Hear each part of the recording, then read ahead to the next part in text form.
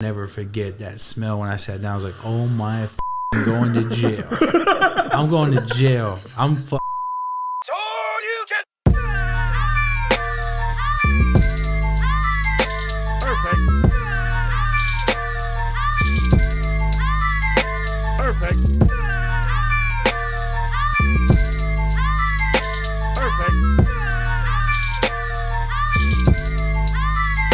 Perfect.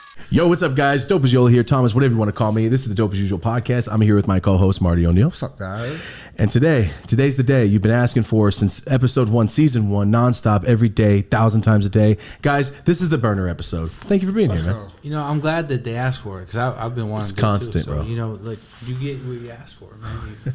Closed mouth don't get fed. Shout out to the audience. Man, Yeah, we no. appreciate you being here. It's we do all the comments. We do every comment up to 1,000. So there's thousands of, and we've done hundreds of episodes. There's 10,000 comments asking for it. So here it is, man. Finally, I'm stoked. And let's just start smoking because there's no reason to not. We already know what we could talk about. It's going to get us in trouble, probably. So, yo, you heard of this? Toad venom? I have not. What is it? Toad venom. No. This is from Canopy Builders. Ronin Seeds. Boom. Ronin Seeds, Canopy Builders. What is that right there? What's across on there? I gotta be honest. He knows.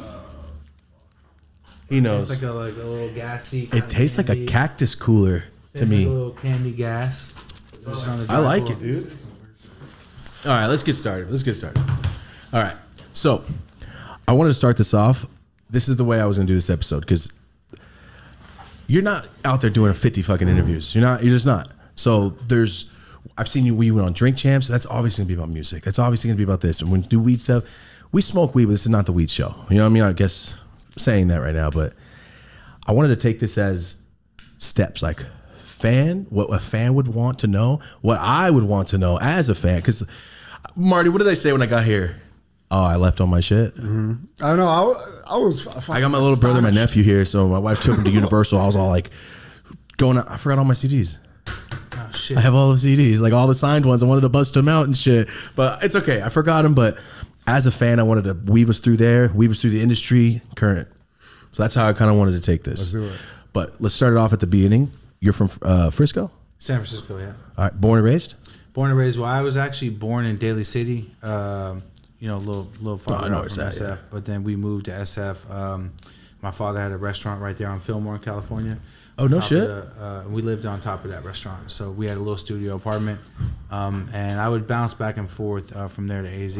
So spent most of my time, like early childhood in Daly City, which was really cool. You know, it was Bay Area, but like kind of like suburbish. Get a chance to like actually play with kids in the neighborhood and shit like that. You're not in a big city. And then from 5th grade, moved to Arizona from 5th to like 9th grade, and then around 9th grade I bounced back and forth from AZ to my dad's apartment in San Francisco, which was on top of his restaurant, that's when I kind of started getting in a lot of trouble and shit like that. Pops was kind of like a loose. He didn't really monitor me as much as my mom did, so grew up between Daly City, Arizona, and SF. Why Arizona? And how boring, bro? Well, Arizona was interesting, bro. Like, really? What part? I mean, I lived in Chandler, but I hung out into like Tempe, Phoenix, and shit like that. And Arizona like made me grow up fast. When I left Daly City in 5th grade, I was still kind of like an innocent kid. I was just chilling. I was into like, fantasy of like what I want to be when I'm older. I'm just thinking about all these crazy things. I used to want to be a rock star and things like that. And then I get to Arizona and fools are selling acid and selling weed, and like chicks were doing fucking coke in class. I'm like, yo, Arizona is wild because the suburbs are turned up. And there's a lot of shit going on in Arizona. Yeah. So it kind of like made me grow up kind of fast. Mm-hmm. But Arizona was boring, but not really though. It was exciting because like the smirk on your face says you got into some shit. Yeah, I got into a lot of shit in Arizona. It was fun at the time. Probably wasn't the smartest shit in the world, but it was fun. All right, damn. See, the same thing would happen to me. I got kicked out. Got to go to Oregon, so I had to go experience all those other. Oregon's boring. It's cool. It's just boring. Yeah. So you went to Arizona. What was the move? Why? Well, my dad kind of like, we owned a Mexican restaurant. You know, I always went to San Francisco. So just because I lived in Daly City didn't mean that I wasn't at my father's restaurant all the time. That was in the city. So I did kind of grow up in the city in a sense. But he kind of knew that Arizona was like a booming market and there was a lot of growth happening. And that's before like it kind of like got what it is today. And he wanted to open up a restaurant out there. He kind of convinced my mom, like, yo, we should open a restaurant out there. And we were going to move out there together. And I guess Pops got caught cheating when we were about to leave. And we're in the car. I'll never forget. We're in the car on the way. I'm like, yo, when's Dad coming? And she was like, he's not. I'm like, what do you mean? She was like, we're going to do our own thing for a while. I'm like, what the fuck does that even mean? She was like, he's going to stay back home. I was like, oh, okay. This is pretty. That's how you found out? I found out In the car. In the car on the way. In a hot-ass U-Haul. Yeah. You thought the family was moving. Driving through the desert. Sticky. My whole family's movers, so I grew up in a damn truck. So I know that feeling, dude. But it was weird. I remember like it was yesterday. I remember getting there to the house and like looking at this house in the suburbs and like looking at the new neighborhood, and I'm like, damn, like this is weird. It's so different than fucking than the Bay. And I remember the first day I was really walking. I walked to Walgreens, and some dude drove by and called me a spick and threw an egg at me. An egg? Yeah. You just had an egg? He didn't hit me, but he threw an egg at me. It's not a funny situation, but it's funny when you said it like that. I'm like, damn, bro. First day? He called me a spick. I'm like, what the fuck? I'm like, why you calling me a spick, You man? just had an egg? That's the craziest part about the story. Is like, bro, I'm going to see a Mexican today. I'm going to pay. he had an egg, bro. You threw it at me. That was my first experience of Arizona before I even met my homies, before I even knew that there was hella Mexicans there. Yeah. Oh, not where you were living. You're bordering. Well, I guess there was hella Mexicans in the area I was living at. It was just that day, some random fucking racist bastard decided to pass by and throw a fucking egg at me and say, spick. What kind of truck was it? Trevor from GTA. It's a fucking white truck, dude. I know. I knew it was a truck. I already knew it was a It's truck. a white truck. Yeah, it's crazy. How'd your parents feel about weed? You know, my dad was always like, he was hella blind. Like when I would come back and visit in the Bay, like I would be getting high in the apartment. We lived in a studio apartment. It's probably like nowhere. It was way smaller than this right here, and there would be like a little bathroom that we'd go into, and I'd pop the window and just smoke my little weed out my tinfoil pipe, and he never smoked it. He was hella blind to it. My mom, she was like more like, if you're gonna do it here, because I grew up fast. Like right when I got there, 6th grade, started smoking weed right away. Ran into hella shit in Arizona, and she was like, if you're gonna do it here. Be safe. Like don't fuck around and go get yourself caught up. Don't get in trouble. So my house was kind of like the kickback spot. Mm-hmm. You know, everyone's got the homie. Of course, I was about to ask. I say, if you do it, you hear. Oh, so you can drink at your house? Yeah. Yeah. My homie, that was Ryan's my house was like the kickback house, Yeah. which was cool because she wanted to keep me close. It's cool, but it turns into, I ain't going to school, real quick. That's, I mean, for me, I'm sure we'll get into that right now. Question: You know he smelled that, right? Was that? You know he smelled that weed, because as of now, I used to box my grandma's bathroom in the window and come out like it's the steam. No one's gonna know. I'm a dumbass. Yeah, the steam. You didn't can do smell anything. Yeah. Like I thought I was the slickest fool ever out the window. Yeah. Well, mine was a can. It's an urban myth. I think the steam just makes you feel better about the smoke in there. But either my dad was just blind as hell or didn't give a fuck. You know, probably my guess is he was probably just wanting his kids happy and shit. You know. Mm-hmm. Are you only child? No, I got a brother, and then I got a stepbrother and 2 stepsisters. Oh shit. Okay. When you were growing up, San Francisco was like clean, nice, or no? No. San Francisco's always been wild. I mean, it's not the way it is. It wasn't the way it is now with like, just like anyone could do anything they want type shit. But it was definitely always like, I remember when I moved to Arizona, people tried to make fun of me because I was from SF. I was like, cool, all right. Well, you know, I would pay you any amount of money to last one day on this bus line from start to finish. Like, you guys think it's all fun and games. Like, motherfucker, you get your ass raw, beat up. Like, SF is real. And I remember showing them, like, music like JT the Bigger Figure, 11-5, 17 Reasons from Gold Toes and them. Like, showing them, like, yo, like, the Bay is really active. Like, here's 3 Times Crazy, here's this, here's Mac Dre. Like, y'all are tripping, dude. Like, this shit over here is cool, and respect to y'all, but you guys see the Bay is all just Rice Aroni and fucking Full House. Like, I you guys forgot about Rice Aroni. Wow. Damn, you just threw it back on me. Yeah. It's Full House, and that's all I remember when I was a kid.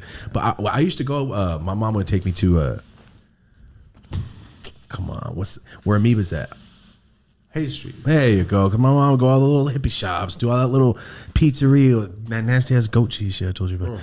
Yeah, so my experience in San Francisco was we're dirt poor. We're gonna do what we can for free. Walk around. That was it. So my experience in San Francisco was a lot more bums and kids skateboarding and shit. You know, there was some crazy shit as a kid growing up in San Francisco. It was a very liberal city. You see crazy shit. You see the pride parades of people just doing what you'd be like, whoa, what the fuck is going on out here, right? But you accept it, and then you see like people selling dope in the streets. You see motherfuckers. I remember vividly being like in 6th grade coming back to visit and going down to Haight Street and people being like, nugs, they have a bud on their forehead. And I'm like, damn, that's the hardest way. Like, they'd be standing there. To sell? They're like, nugs, and they pull it off. And just to show how fresh and sticky it was, I'm like, damn, those dudes are savages. I'm like, I was like, what's the forehead? Gotcha now. Yeah, sticky. I've never Sticky, heard about icky. anybody doing that in my life. That was big, dude. I would have just been like, yo, look at this shit. Yeah. I'm just going to stay. Straight plant it on their forehead and talk to you and look at you like, damn, that fool got what you got, dog? You know what I'm saying? So I saw that viral video of the dude like I kind of missed filming the kids getting off the bus, all the tweakers shooting up and shit. I think it was like a police Oh, officer yeah, or yeah. something. in the TL, That's yeah. wild. That's like, I don't know. To Bro, me, you that's like, park your car next to someone's house, but they live outside. Yeah, I mean, it is what it is. It's like LA. It's just San Francisco. I mean, you're from there, but I'm so used to going and going, wow, it's nice out here. Oh, there's a lot of bums. But now it's just like, where's all the nice shit? It's I mean, if you know, there's areas you can go and kind of be cool at, but I did it's just Tenderloin. there's a lot of like petty crime shit happening right now that's just being kind of ignored. It kind of sucks. Yeah. It's kind of getting a reputation of like somewhere you don't even want to go like vacation to downtown or leave your shit at all. I mean, we're doing a whole movie about this shit. Yeah, that was one of our questions. Yeah. I watched the trailer. It's kind of a big part of the trailer. Splash City one? Yeah. Yeah. So what did you think about the quality and like just Cinematically, it looked beautiful. Yeah. Like I'm a videographer, so that's the first thing I notice when people put out their own movies. Yeah, he was just telling me Look about it right great. now. yeah. Yeah, I'm excited about it. I mean, as soon as I get back to the Bay, we're in full production right now. I mean, the guys are at my building right now looking at scripts and deciding characters and locking down locations, and we're trying to get permits and do it right because I guess the city saw my trailer and was like, "Oh, you're gonna shoot a movie without permission." I'm like, "I'm trying to ask for forgiveness, but Yeah. Oh, so you put the trailer together as like a concept to then go make the movie? yeah, we shot a couple scenes, and then like I did it like the right way though. I kind of worked backwards. I shot a couple different scenes so I could make like a trailer, not like it's like more like a teaser. It's not the trailer because the trailer would have like words, and that would be like a compilation of the whole film. The teaser was like almost like a mood board to kind of like prove like this is what it's gonna look like, this is what it's gonna feel like, and this is what it's gonna be about.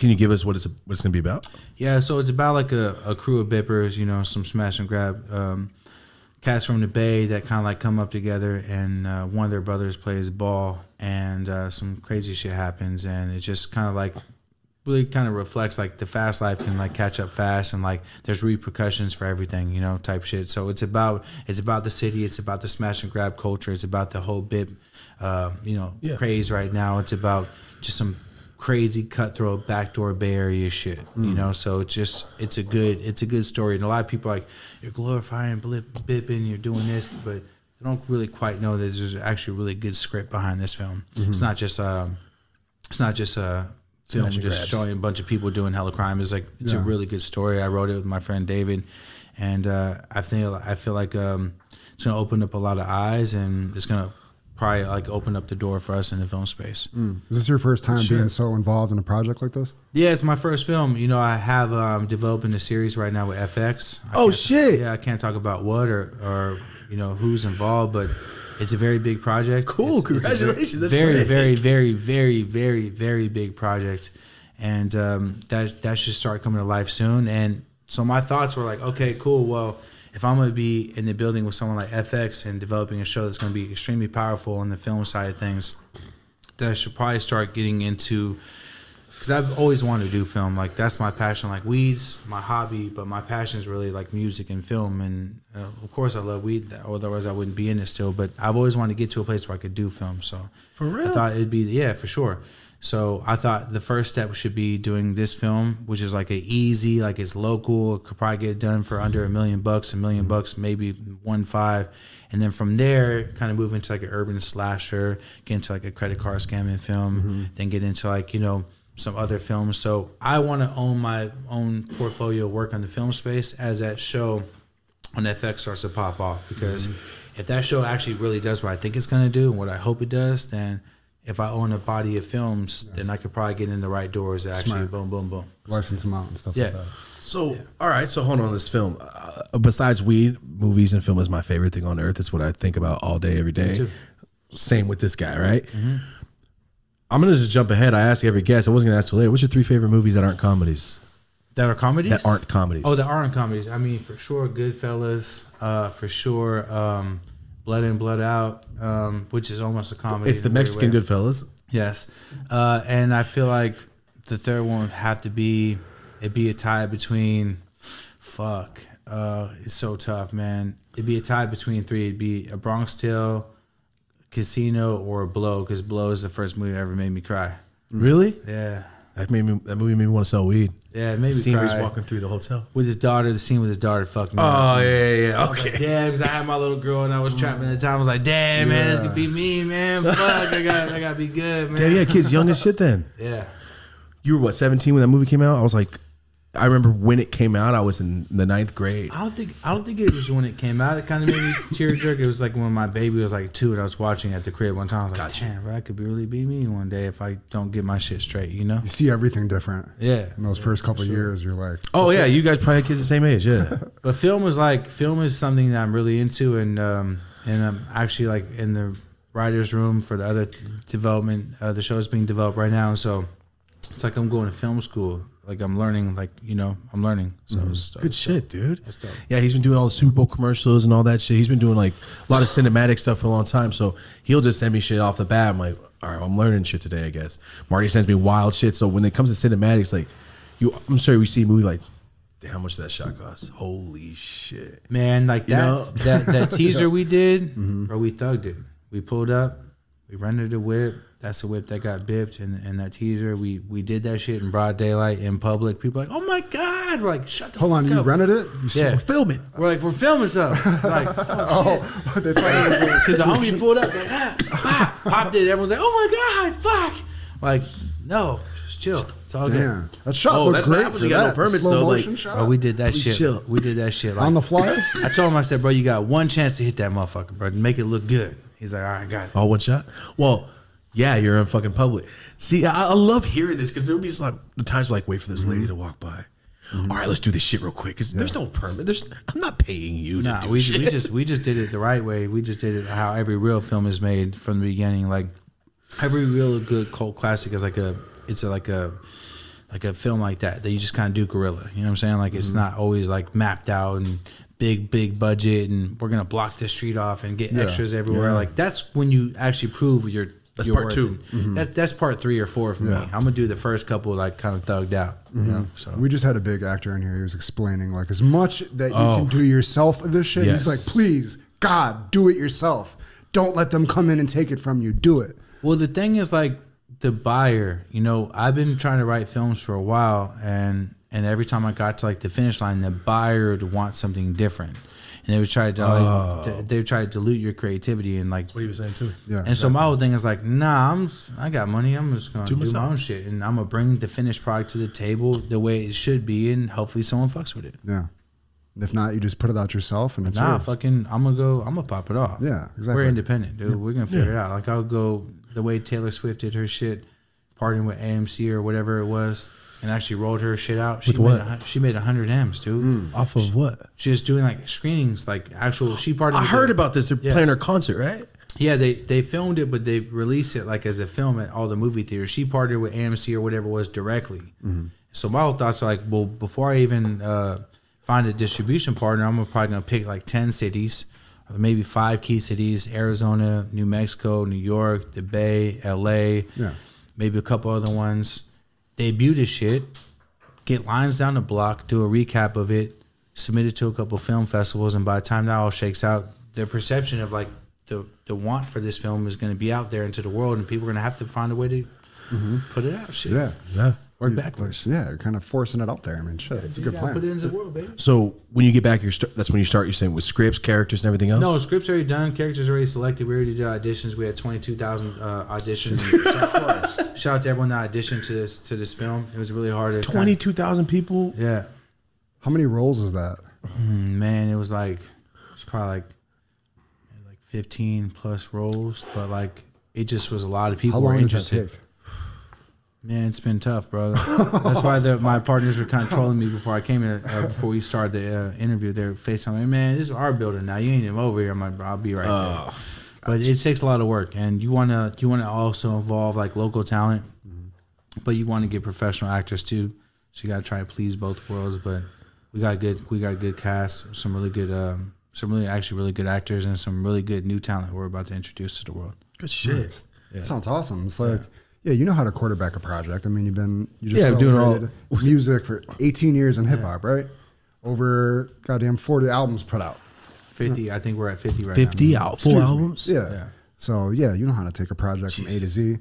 And at least from my perspective, one thing I wanted to say, as a graphic artist, like your commitment to the cover art since the early days, I tapped in with that from the very beginning. I have some of your cover art saved on my discs from 10, 15 fucking years ago. Like, I just wanted to get your thoughts on that. Like the whole Prohibition series, the hemp layer shit, like going back, all those different things, like just the look of it. Has there been your creative vision from the start? Like 100%. certain artists you work with? 100%. I mean, me and my guy Shemp, shout out to Photo Doctor. He's done like 95% of my covers, maybe 98 actually. Oh, damn. So we always have a theme. We'll come up with the title. We'll think of the theme. Like I just started a project last night because I was bored and didn't have anything to do when I got done with our interviews for the new Cookies Melrose. And you said that because you're dropping it. When does that come out? probably I'll drop this new album. No, the store. Oh, store February 10th, I think. Okay. That's February the tentative date. But point is, I got in there last night, started making this shit. I was like, I want to call it the farmer's market, called Shemp. I'm like, look, dude, come to the compound. We'll set up like a little sick ass table. Give me like on some hippie shit, like at the booth, you know. We'll go to Marin Farmer's Market, kind of like put ourselves in the middle. And so we come up with concepts, we start tweaking on it, and that's why you see like the multiple image rollout. Sometimes like an image, like a teaser image, and another one, then boom, you see the cover, boom. Yeah, love that. Yeah, so Photo Doctor is the best at that. It's cut from the mixtape era. It's kind of a little bit lost today. I grew up on that shit. Yeah, it is. Mm-hmm. Yeah, people understand like good music is great, but like a full package is even greater. If you're gonna come out with like a good title and a good track list, and you're gonna come out with like a good like packaging and good videos, like it all makes everything that much bigger and makes it last longer and kind of sticks to people more. Mm-hmm. Yeah, exactly. Not to jump around in years and shit. Mm-hmm. There was something I needed to ask. It's gonna be a throwback. I don't want to cut you off, but I just want to wait till you guys got that music part out. Yeah. You have a good memory, obviously. You remember someone call you spit and threw egg at you. Mm-hmm. What's the first sack you ever sold in your life? First sack I ever sold? The first sack you ever sold on your own, not with your homies, not breaking it off from an uncle. Like, I'm trying to think of everything that I ever did. Like, no, you got to remember the first one. Because sometimes when you're looking at a grow room and you're like, damn, we're doing all this. I remember when I used to burn plastic bags and shed it for a 10 sack. Like, there's got to be that one. I ask everybody I know. What was Benny? You asked Benny the same shit. Let me take a second to think. It was definitely in Arizona. Oh, so you got bad over there? Yeah, no. All my homeboys. When I was in sixth grade, like all my homeboys' big brothers were selling bales, break weed. Oh, you're in Arizona. Like, gotcha. The first time I actually seen weed was with my homeboys. We smoked it in the backyard. But first time I seen it, before we smoked it, we walked in the room. There's bales everywhere, and they like opened up plastic and pulled like a piece of brick off, and went to the bathroom and turned on the shower, and the steam kind of came, and this little brick went like, and like kind of expanded, and we rolled it up in a receipt paper when we got high, and receipt paper. I think the first thing we did was play with weed. We start chewing it to see if we get us high. The stamps. We're trying to fuck with it, but the first time I sold it, I feel like was probably at school. In sixth grade, I remember I had a little extra left. I think it was probably like, now I think about like a little over a half ounce. I sold it to some kid named Dustin. That's a lot. A half sip for your first. Damn. Yeah, Dustin. But of brickweed. Yeah, so no matter what, you feel like the fucking man right now. I felt like the man when I came to visit my pops in SF and stay with him, and I went to go see my friends from fifth grade. And I was all in this fucking weed head shit. They're like, whoa, like they're still all innocent and shit. Like, I'm like, what the fuck? But connected with their big brothers and seeing bomb ass weed for the first time, California weed, and smoked it. And I remember watching Bout It by Master P and laughing my ass off. My boys, what's so funny? I'm like, this is the worst movie I've ever seen in my life, but it's great. I was high as fuck. Bringing that weed back, I took 7 10 sacks, put it in a sock. Put it in my fucking, let it hang from my pant leg. Went back to Arizona. When I brought that shit back to AZ, that's when I felt like the man. I bet. That's something that no one's ever seen before, no one's ever tasted before. All the big brothers that we're taking weed from are like, ooh, shit, what's up with this? I'm like, ooh, yeah, San Francisco, right? Yeah, y'all was making fun of it. For a while. Yeah, what was I? Oh, I was this, I was that. All right, cool. What's up with this little bag right here? 0.4 for 10. Yeah. Ooh. So, 3 for 50. Because on the East Coast, we called kind of shitty weed Zona. Like, I don't know if that like got that name. I never fucked with the shitty weed. I was very lucky. Oh, a couple times, but I was very lucky, It was weird because then you go back to the Bay and there would be no shitty weed. Like Dolores Park is the only place you can get some like mid at, or downtown. They have like the 2 for $8, like little 10 sacks of Bammer. But the Bay Area is just full of good weed. So I think the first time I really ever felt like the man with weed was when I brought it back from AZ, brought it back from the Bay to AZ and showed off that shit. My boys were like, damn, fool. Because no one believed me. When I went to California, they didn't believe that my boys had big old huge bills bags. Like, dude, you know how much this shit costs? All right, whatever. I didn't understand there's a big difference. And then when I went back to Arizona and I started telling people, I got some shit that's $20 a gram, like, what? It's like $20 an ounce out here, dude. Like, what are you talking about? I'm like, dude, it's totally different. So being able to kind of educate people is kind of fun too. Dude, I remember doing that. The first thing I got, pink champagne, bro, it's fire. It was mid-graded outdoor at the best. It just had a smell. Well, Sam sold me a zip. I remember 9th grade, 10th grade. So yeah, I made 10 sacks, stashed around school. So that feeling, but I'm just imagining you. Tell me if I'm right. Fully wearing Mark Echo, selling little 10 sacks. Yeah, am I right? Nah, it was Nautica. It was Nautica. Nautica, okay, it was Nautica. Man, I was in Nautica, and what else was popping back? Polo, maybe. I was rocking Nautica in some Cool Water cologne for sure. Cool Waters was the slinging big Mexican weed in Arizona, and then transporting little 10 sacks from the Bay to AZ. And I think the most I got away with getting was a QP, and that was like the most dangerous.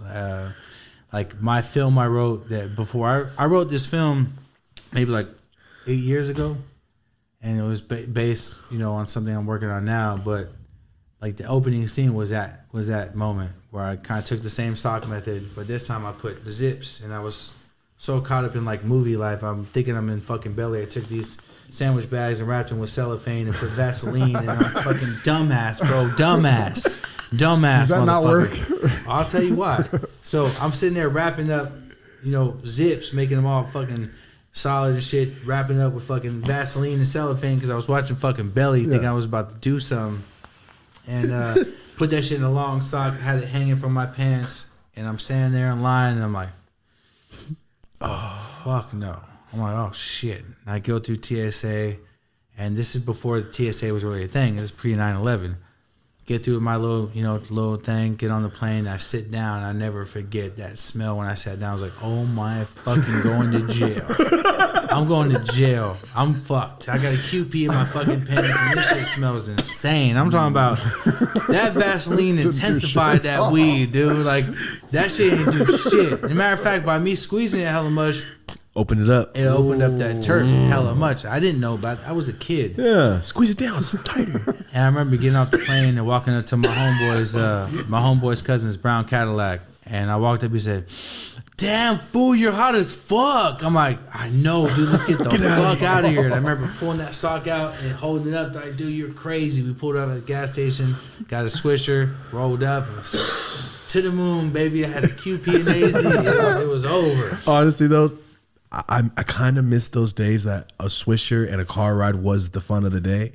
Because now it's like, no, roll up like a zip. Let's get high as shit. I kind of miss that. I didn't realize you're going through TSA. Now that makes sense. I didn't realize you hear this shit. Ugh, I've been through TSA so many times as a kid. Because Blow, remember he's walking through, who has coke in his false bottoms, and he's walking through and Black Betty's playing. I thought that was the coolest shit. I was 13 years old. What happens? I go to Oregon because my dad moved. Here I am putting zips in an American Beauty double cassette VHS case. That got searched. They flagged me, searched me, didn't find it. I'm sitting there just like, should I run? Like, I'm in a federal building. Where are you running to? And twice I got searched. So hearing that, you're way worse than me. Oh, bro, I would have never put it on me. That's fucking crazy. The rule is you got to keep it on you because I'm afraid to get hit later. I'd rather know right now. Wow, my rule is I'm not ever gonna have it on me, so I can deny. No, my whole little game was like, if I'm gonna get hit, I want to know right now. I want to know right now if I'm gonna get hit. Like, let me just know right now. And that's the way I always did it. Wow, I came with a different method completely. I remember going to Arizona one time. I had some shit on me that I was not supposed to have. Just put it like that. I remember walking up to the security line. I've never told this story at all, ever. I remember seeing that first time they had that little thing you step in, body scan.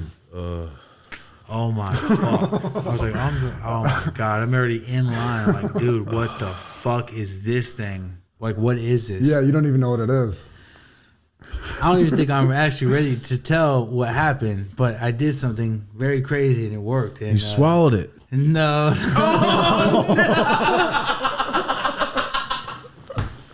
No. No, I didn't. I've seen too many horror stories about that. Yeah, dude. yeah. I've seen too many horror stories about that. One other Oh. Yo, you have to do. How old were you though? I was like 16. Exactly. You're 16. I was 14. I'm like, my life is done. I'll run first and eat this shit. Yeah, dude. It was. That's so. I just remember being in that thing when it spun around me. I'm like, how am I gonna tell my mom this shit? Dude? How am I gonna tell my mom this shit if this goes down? And I remember them letting me out and walking away and be like, well, that shit don't work. Oh, the thing. Yeah, that shit don't work. That shit was crazy. Wow. Yeah. Jesus Christ. Yo, you're risking it. I didn't know there was other kids doing this shit. I had hell stories going through the airport. Bro, I keistered a half zip of coke, dude. A half zip. And I'm not talking about like inside keister. Just hold it. I just put it between cheeks. I was like, here I am. I'm flying to AZ. I'm flying to AZ, man. My boy's like, yo, bring me some of that shit your homeboy got. Because Arizona was like a coke hub, but it was like dirty cartel coke, right? And my boy, who I was getting all the crazy ass weed from, has some crazy ass shit. They called it Mr. Mister. I don't do coke. I'm not promoting coke or anything like that. But at the time, I did what I had to do to get money. This shit was like pink tint. It was insane. So I was like, bro, for the dude in AZ, he wanted that baller shit. I'm like, I'm gonna bring you some. It's all good. Got a half ounce of coke in my pocket. I'm in line. I'm like, what the fuck is that? I see this lady go through and like, put your hands above your head. I'm like, oh shit. I'm like, well, I'm fucking going to jail. I'm like, I can't get out of line. Yeah. I took it right between. I'm like, I'm not gonna push it in because I'm not gonna do that. I'm just gonna keep it, hope it doesn't fall out. One, and two, hope I don't fucking get fucking caught with this shit. So I have to explain this to the world. And three, I don't know if it's gonna open up or what. Dude. I'm like, but I got through it, man. I got through it and had to go to the bathroom on Southwest and take it out, man. Like, this shit's shady, bro. I remember giving it to my homeboy. Yo, bro, I went through some shit to get it here. I went through some You shit. don't even know, man. He touched some shady bag, man. Hope he ain't getting no sick. But yeah, man. I'm gonna get sick off it. You know, the airport, man, they pulled me off the plane, bro. Like, you have to remember, I started working at the hemp center at 18, and I would travel places with the owner. And I remember coming back from Amsterdam, and some guy like in like a Hawaii style shirt, like kind of opened up button up, was like, "Hey, come here real quick." I'm like, "For what?" He's like, "DEA." Oh. And we went questions, and they searched my bags, and they held me for like an hour or so, and asked me a lot of weird personal questions. And he was like, "My name is Jesus. Just call me God, because I know everything about you." I'm like, "Well, That's Jesus." insane. I'm That's like, a hard ass line. Though. I'm sorry. That's well, hard as. I hit him back with a harder line. I said, come on. I said, "Well, if you're Jesus, then why are you asking me questions?" Damn it. Just had that. Well, you are a rapper. You write some good shit. Okay. I'm like, if you know That's a everything good about line me, right there, bro. why are you asking me questions? But it gave me just severe PTSD. The feds, even later in my life. So that started at 18. So yeah. So hold on. 18. 18 you're just years old. in the airport, and they say, "Hey, DA, we're Coming back from bug Amsterdam, you know, they asked me what I was doing in Amsterdam. They asked me what I, you know, if I brought money out there, if I brought back seeds. They were looking all through my shit. They asked me about my owner of the dispensary I worked at. They asked me about people I was actually really fucking with at the time. I'm like, what the fuck is this shit? Like, are you so serious? they knew shit? No, they knew shit. But, you know, Thank you, sir. I feel like when I came back from Jamaica, they started getting real. I was still 18. I flew to Jamaica. That's when it started getting real funny with me. Why are you traveling with the owner over here? Why are you going over here? Why are you doing this? Why are you doing that? Like, what do you guys got going on? You guys hiding money. Like, Jamaica's a big drug hub. Like, they made me miss my flight. So I'm like, I'm cool off this shit. Yeah. And that happened when I was like 18. It fucked with my head a little bit. And then later on in life, like around like the White Album days and shit like that, they started fucking with me big time. Hey, you got some money on you, man? Yeah, come here. What are you doing in Atlanta? You know, how do you know this person? How do you know this person? Can we search your bags? And they would fuck with me every time at LAX. Every time I get off the flight from like Atlanta, from Houston, from whatever I was doing, because I was actually really going out there to do music. Remember the Yoko Ono video? The what? The Yoko video with Wiz, Big Crit, and Chris Brown. I mean, no, not specifically. So I did a video in Atlanta with Wiz, Chris Brown, Big Crit. Shit was huge, bro. Like, it was sick. Launched on World Star.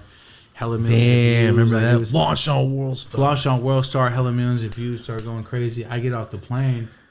I'm so high on like releasing this video and doing this play in the A. I remember getting off the plane. Someone's like, "Hey, can I holler at you real quick?" I'm like, "Yeah, you want a picture?" He's like, "Nah." Oh. DA. Like, oh, not this shit again. What the fuck? They're so friendly all the time. You sound like they're friendly. nice. Hey, come here. They're nice. And they pull me aside in front of everybody. They don't take you to a back room. They pull me aside in front of everybody, and they start going through my shit and asking me all the questions. I'm Right like, there? Yeah, right there in LAX. So, you know, that shit kind of traumatized me, man. Airports, I've been through a lot in airports, but I'm just glad that by the time they started really fucking with me, I was just on this clear path of just like being a weed entrepreneur and a rap cat. Like they thought I was doing something other than what I was really doing, and they were just on my ass about it. And talked to my lawyers when I lawyered up there. They think you're a money mule. They think you're flying money back and forth for people. I'm like, oh, that's fucking funny. I'm not. So, you know, but I'm just grateful that the days of me bringing coke and fucking when I was 16, or the days of me bringing QPs, I never got caught up. Yeah, it's like Jesus I took that big risk as a kid, but then later on in life, they just started assuming I'm this like crazy like mule for somebody or something. I'm like, no, you guys got it all fucked up. Yeah, way scarier. Way scarier than it needs to be, bro. Yeah. 18 I don't like years old. airports. I feel you, because, I mean, every time I go to airports, I'm like, damn, I remember this, but I don't have that. Hey, come here. I don't think I ever risked it enough to go. So that was one of my questions was that's how you started? You started working in a dispensary when you were young, right? Yeah, I started working when I was 18. Doing what, though? I started with intake, budtending, and then worked my way up to like buyer, manager, running the store. Pretty fast though, like within like a year. But you know, when I've been selling weed since I was in 6th grade, so it was just natural to me. And you know, I started off shooting a documentary there, which is why I got hired. I would pull up and like bring my camera and interview patients, and like kick it there and smoke at the lounge. And she was like, "You just want to work here, don't you?" I'm like, "I would love to work here." It's like, "Cool, you're hired." So that's how I got hired there. That's so fucking awesome. I just wanted to ask that because there's a lot of people out there go, yo, how do I just like do shit? I love seeing this shit online. Like, you guys are doing this. You're in your own business. You're doing that. You're making videos. You're making music. Start from the ground up. Thank you. I always say, just get a fucking bartender job. Go mop. People ask me for advice all the time, and they're like, "How do I get in the game? How do I get in position?" I'm like, "Bro, I started off from the bottom, and I just learned like a sponge, and I applied my energy and everything I learned, and just kept going. And I just never stopped. That's how you get in. You gotta get in from the bottom." Yo, what's up, guys? Taking a moment to talk about one of our sponsors, and this is MyBookie. Stop what you're doing. If you like gambling right now and you're already signed up for MyBookie, make your homie sign up for MyBookie right now. And once you do, use code DOPE as usual, get $200 free cash bonus. Then go to your other friend's phone and make them do it, and then make them do it, and then now you got $800 free cash bonus for signing up using code DOPE as usual. Football season is nearly over, but don't forget, go to the live casino. Remember last time? We actually hit on our first time ever betting $3,600 off the bat. So what you're going to want to do is download the MyBookie app, sign up, use code DOPE as usual, and go bet those $200 cash free bonus. Go bet on blackjack. Go bet on poker. Or go bet on your favorite team for next week. Or go bet on baseball. Go bet on soccer. Do whatever you want. MyBookie has every single thing, every single sport, and a live casino. And like I said, go make 5 of your friends. Go sign up right now. Use code DOPE as usual. Bet it all on black. Dolphins, Bills, Jets, Patriots, whoever your team is, whoever your favorite team, the playoffs are here. Get betting, get started with MyBookie. So you start with the bartender. I got to be honest, it's kind of funny to hear that you're over there interviewing people. You're kind of like a weed tuber back before that shit was even real. Right. Yeah, yeah. And now, correct me if I'm wrong. I mean, you've scaled cookies up to 50, 60 locations now across the world. I think we have 70. 70 stores? 70 stores. And we're talking about 12 years maybe since going from it, you kind of branding it as a strain to being the brand that it is now. Honestly, like cookies kind of started back in like 2000 and maybe like 11 or 12ish or something like that. You know, you had my friend in San Jose kind of pushing the brand first. He put Cookies logo on the wall in San Jose and kind of got it popping before it was actually like a real company. That's when we just had our genetics kind of doing our thing in garages and SF and whatnot. And then you had the Connected Group kind of license some genetics and kind of use my name to kind of get it popping back in the days. I think you did some work with them. Yeah, with Luke and everybody. That was like a learning phase for me to understand, like, okay, these guys are raising money. They're kind of doing their thing. They're really benefiting from Cookies. I am too, but like, I think I could probably do a little better. I think I actually really do my thing with this. And so from the day that went rec, we opened up, I think like 2 weeks after in Maywood. That was our first store. So we went rec and went in 2017 or something like that. So 70 stores since then? 70 stores since 2017. So 10 stores a year, basically. 7 years. I think we did 20 in 2023. Did we do 20? 20 stores in 2023. Damn. And what? Was it Bangkok? Yeah. Tel Aviv, like, Yo, that's wild as hell that yeah. it just goes legal out there. You already got your store popping out there? Just popping, dog. That shit was wild. Like to see people from all over the world pull up and like be so excited. Like Asia is so excited about weed, man. Like I was going to stores before our store opened up just to kind of feel the vibe, and I would see people from China. This shit smells crazy. What is that, by the way? That's some shit from the Powers Up line. It's Cereal a la mode times Sherb Z. Cereal a la mode? Yeah, it's times Let me Sherb see that Z. shit real quick. This is the one I was kind of like hesitating to gift you today because I really wanted to just fly back with it. But after all our flight stories, I don't think I'm going to do that. I appreciate it.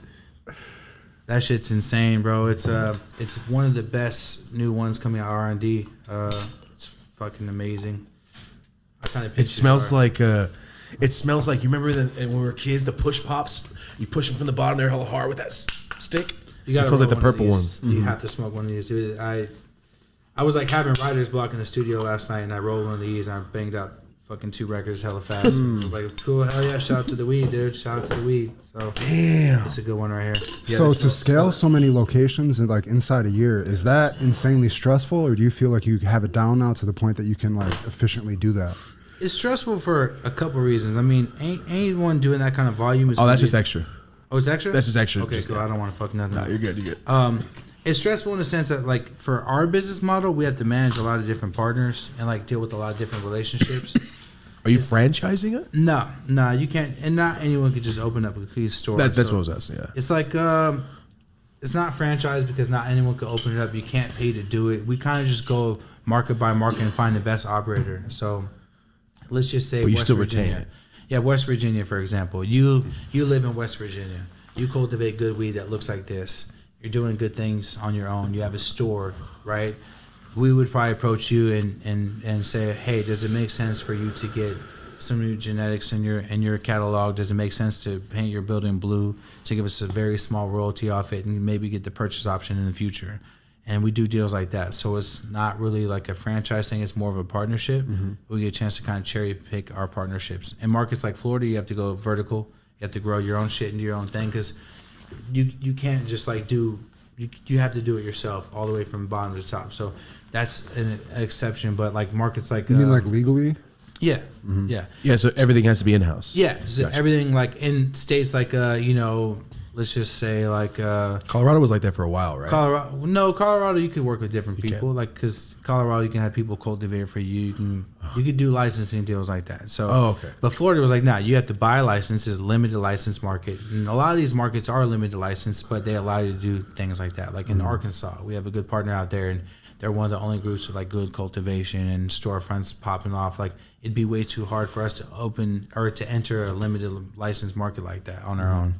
It's tough. Yeah. And if you want to expand fast, and you should probably take advantage of the fact that there's people that would love to work with you, network with you, and it's actually pretty cool because we have a bunch of relationships around the world with people that sell weed and that grow weed, and that's what I've been doing my whole life anyway. So our business model was a little different. It was like, we don't want to raise hundreds of millions of dollars and lose control of what the brand looks like and feels like and is. We'd rather go partner with people that like what we do, that appreciate what we do and that would like to amplify what we do, and we can amplify them. Because if you look at one of our models, like a store operator that would change to a cookie store, they keep like 95% of their bread. We only take 5% royalty. So it's very beneficial to them. Oh, and wow. if it ever goes federal, then we'll decide whether we want to roll up those assets or not. But like, it's a very good lucrative model. We get to expand, and they get a chance to get a huge boost and fucking keep majority of the bread, and we all kind of all win like that. You know what I'm saying? But it's stressful, going back to your question, because it's a lot of people to kind of manage, and it's a lot of personalities. And Has that ever been done before like that? I don't think so, no. Well, I mean, I don't think there's any other store that has that many stores. No, I think we have the most stores. That even out of like the companies that raise like $500 million, $2 billion, like we're kind of like, I can't think of anybody else that has that many stores. we're kind of doing it right now. Jesus Christ. It That's had to be scary. so insane to see the New York City one go up. Yeah, well, that's crazy. that one's about to open up soon. We're just waiting on like the final license, but we're gonna actually sell weed there soon. It was just clothing there. Oh, it's open to the dispensary now. Do you sell the clothes in the dispensaries, or it's always adjacent, like next to it? Nah, like certain stores we always have like some good printables in there and shit like that. So yeah, we definitely sell like we call it Cookies Local Reserve. So like each store will have like their own shit. Gotcha. Shit. Okay. Question. So you're talking about all these stores and the partnerships. I gotta ask, why on earth? Legitimate question.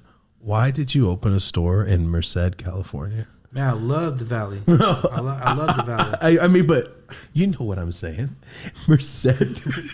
Come on, man. I'm born and raised in Merced. And I saw it and went, what? We have weed stores and now a cookie shop? Bro, you know, the Valley is always giving me more love than, you know, anywhere else in the world. You know, like For shows and of the course. 209, Fresno, yeah, like they always yeah. love the music so much. So I'm like, Yeah. dude, these people are gonna back me if I come out here. They're gonna be excited because I know they appreciate us coming out here, and I wanted to do it. You know, when the opportunity came, I'm like, fuck yeah, we want to do that. You know, yeah, that shit's crazy, dude. I pass by it all the time. Yeah, on the drive. Yeah, it's like boom, right there. Yeah. I mean, you see the whole town from the freeway.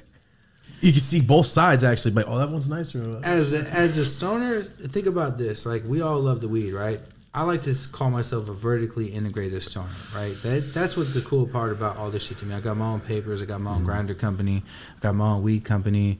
I got everything. I partnered with Big Lighter. Like, there's a lot of cool shit going on right now, right? And I think it's cool. Like, if I were to drive from the Bay, I could stop in Merced, grab a sack, you know, smoke on the whip. Look, smoke on the whip, get to Fresno, right? Get another sack, pull up to Coalinga, have a fucking kickback in my lounge, and get to LA very comfortable. It's like, then I get to LA and I have stores here. I have all these being grown here in LA. It's like, I land in Detroit, fresh off the plane. Our cultivation partner's like, bro, here's all the new shit. I'm like, damn, I'm smoking doggy bag in Detroit, dog. Fucking land in fucking Thailand, get to see our genetics being fucking grown there. Like, it's cool to actually land and not have to think about the things we had to do as a kid to get it That's there. what I was about to say. Right? You're like- skipping the airport scaredness. It's full circle for me, bro. I'm like, damn, this shit's actually pretty cool. No, dude. what I you can just fucking- said sounds like the best road trip. I remember the Bay to LA road trips. I mean, I just take packs to Bay to LA when like, you got cookies, you got GSC, you got platinums. I mean, remember those were like 45 a p. And I can only imagine being able to stop at my own store in Merced and then my own store in Fred. What you just said right now, what made me feel just... It's just tight, bro. It's even cool seeing it. Even if you don't have time to stop, you're like, boom, I'm here. Boom, I get to LA. I'm all through this bitch. Cool, boom, land in Oakland. Oh, our store's right there. Cross the bridge to SF. Oh, we're right over there. Like, I seen a map recently of all the states we're in, and that shit blew my mind. I'm like, damn, bro, this shit's real, dude. This shit's actually really real. And a lot of people, you know, we get to kind of like, we get shit. You hear, bro. We're all in the community. People will say, Cookies went corporate. Cookies did this. Bro, like, I didn't set out to compete with like street brands. I didn't set out to compete with my fellow like trappers. I didn't do that. I set out to shake shit up to the bigger MSOs that were like making weed whack when it got legal. A bunch of investment bankers, a bunch of real estate people got in the game. They didn't care about genetics. They didn't care about anything. And if you really think about the grand scheme of things, I'm going state to state where there's limited licenses where people could do whatever they want, meaning they can grow trash and hire people that's not from the culture to run things. I go ahead, I make a move, and I have people start growing real genetics, operating in stores with people that look like us and feel like us, right? It makes people do what? Care? well, it makes them have to do the same and compete. So Oh, now I was thought you meant the customer. Like, I would care about that. No, the customers care, but now these other MSOs that were growing track. And so people aren't looking at the bigger picture. When our kids are older, weed is either going to be dope or it's going to be whack. And so I've taken a lot of hits on the chin to kind of get cookies where it's at. And people haven't really looked at the bigger picture. Like, I'm not sitting there trying to make hella bread because I don't even know if that will ever happen. I'm just trying to make it to where when our kids grow up, there's good weed around. There's people that care about genetics. There's people that care about flavors. Some of these aren't the best yielders, but they taste great. And I think we're all in it for the taste, the high, the experience. We love bud. Like, we love bud. And we know that we have to check certain boxes as bud dealers. So, you know, at the end of the day, I feel like people can kind of look at cookies and say we went corporate. No, I got organized. I got sick of people taking advantage of what I was building and not understanding how to monetize it properly. And I found people that went to school for this shit, kind of game me up.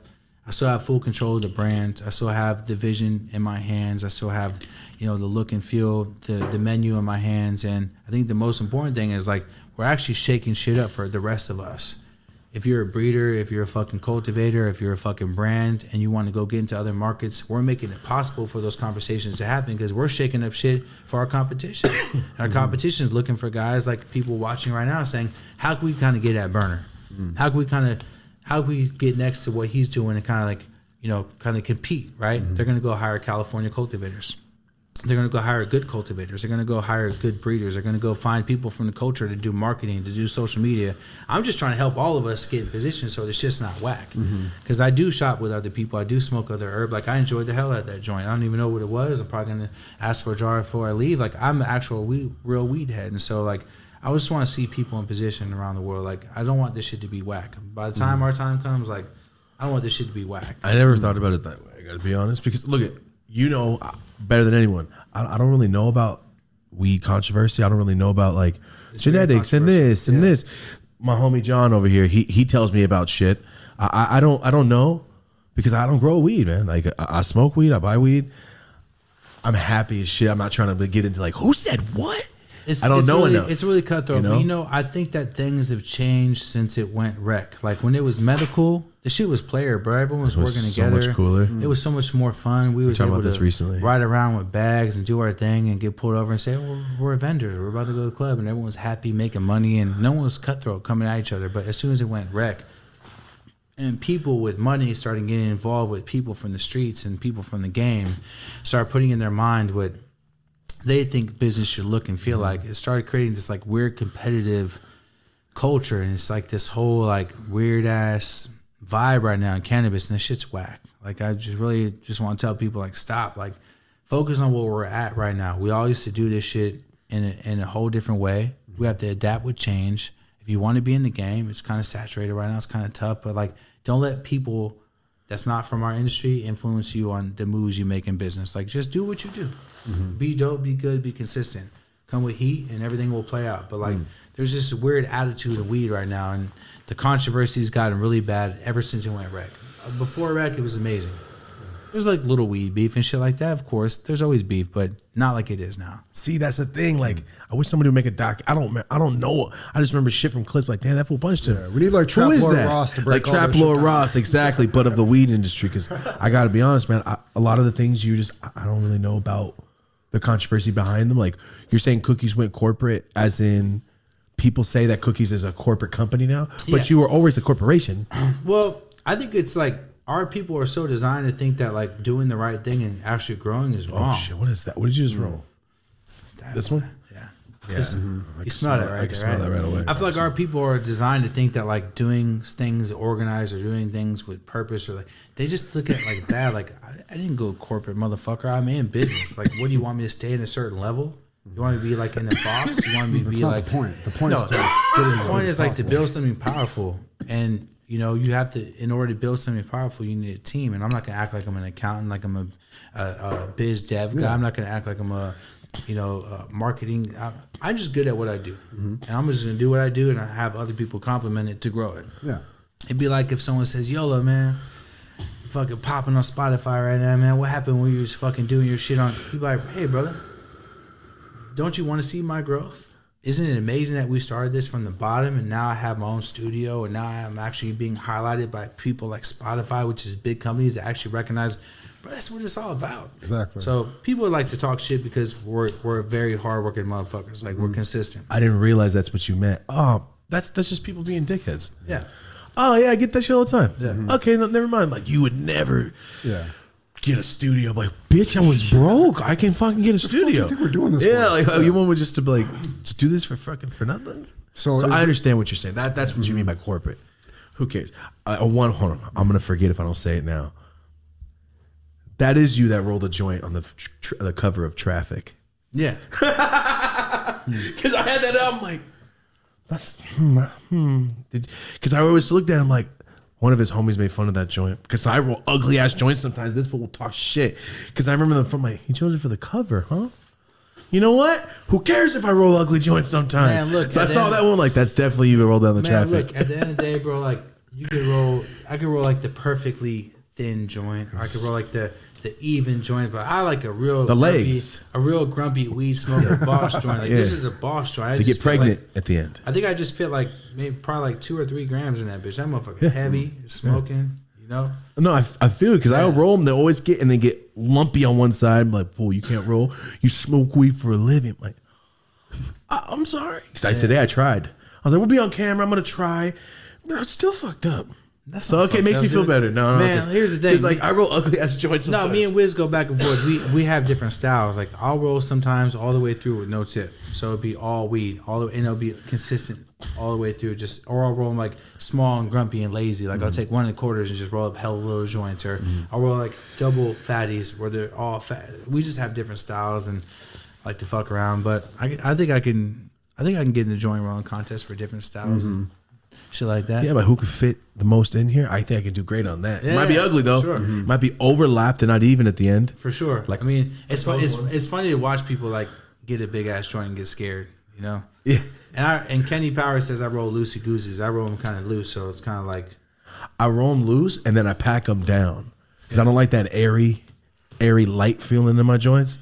I like to have them like I like it. This motherfucker's hitting. If someone that doesn't really smoke hit this joint, they'd be fucking done. Be done. Yeah. It just it's airy. We forget that about people. We have guests through. You hand them these fucking giant cannons, and they're all scared and shit. Like most guests just don't. Yeah. They just don't hit it. But it's okay. It's fine. Like it's not. You don't have to get high here. Yeah. I mean, some people can't compose themselves with high. You know? That's fine.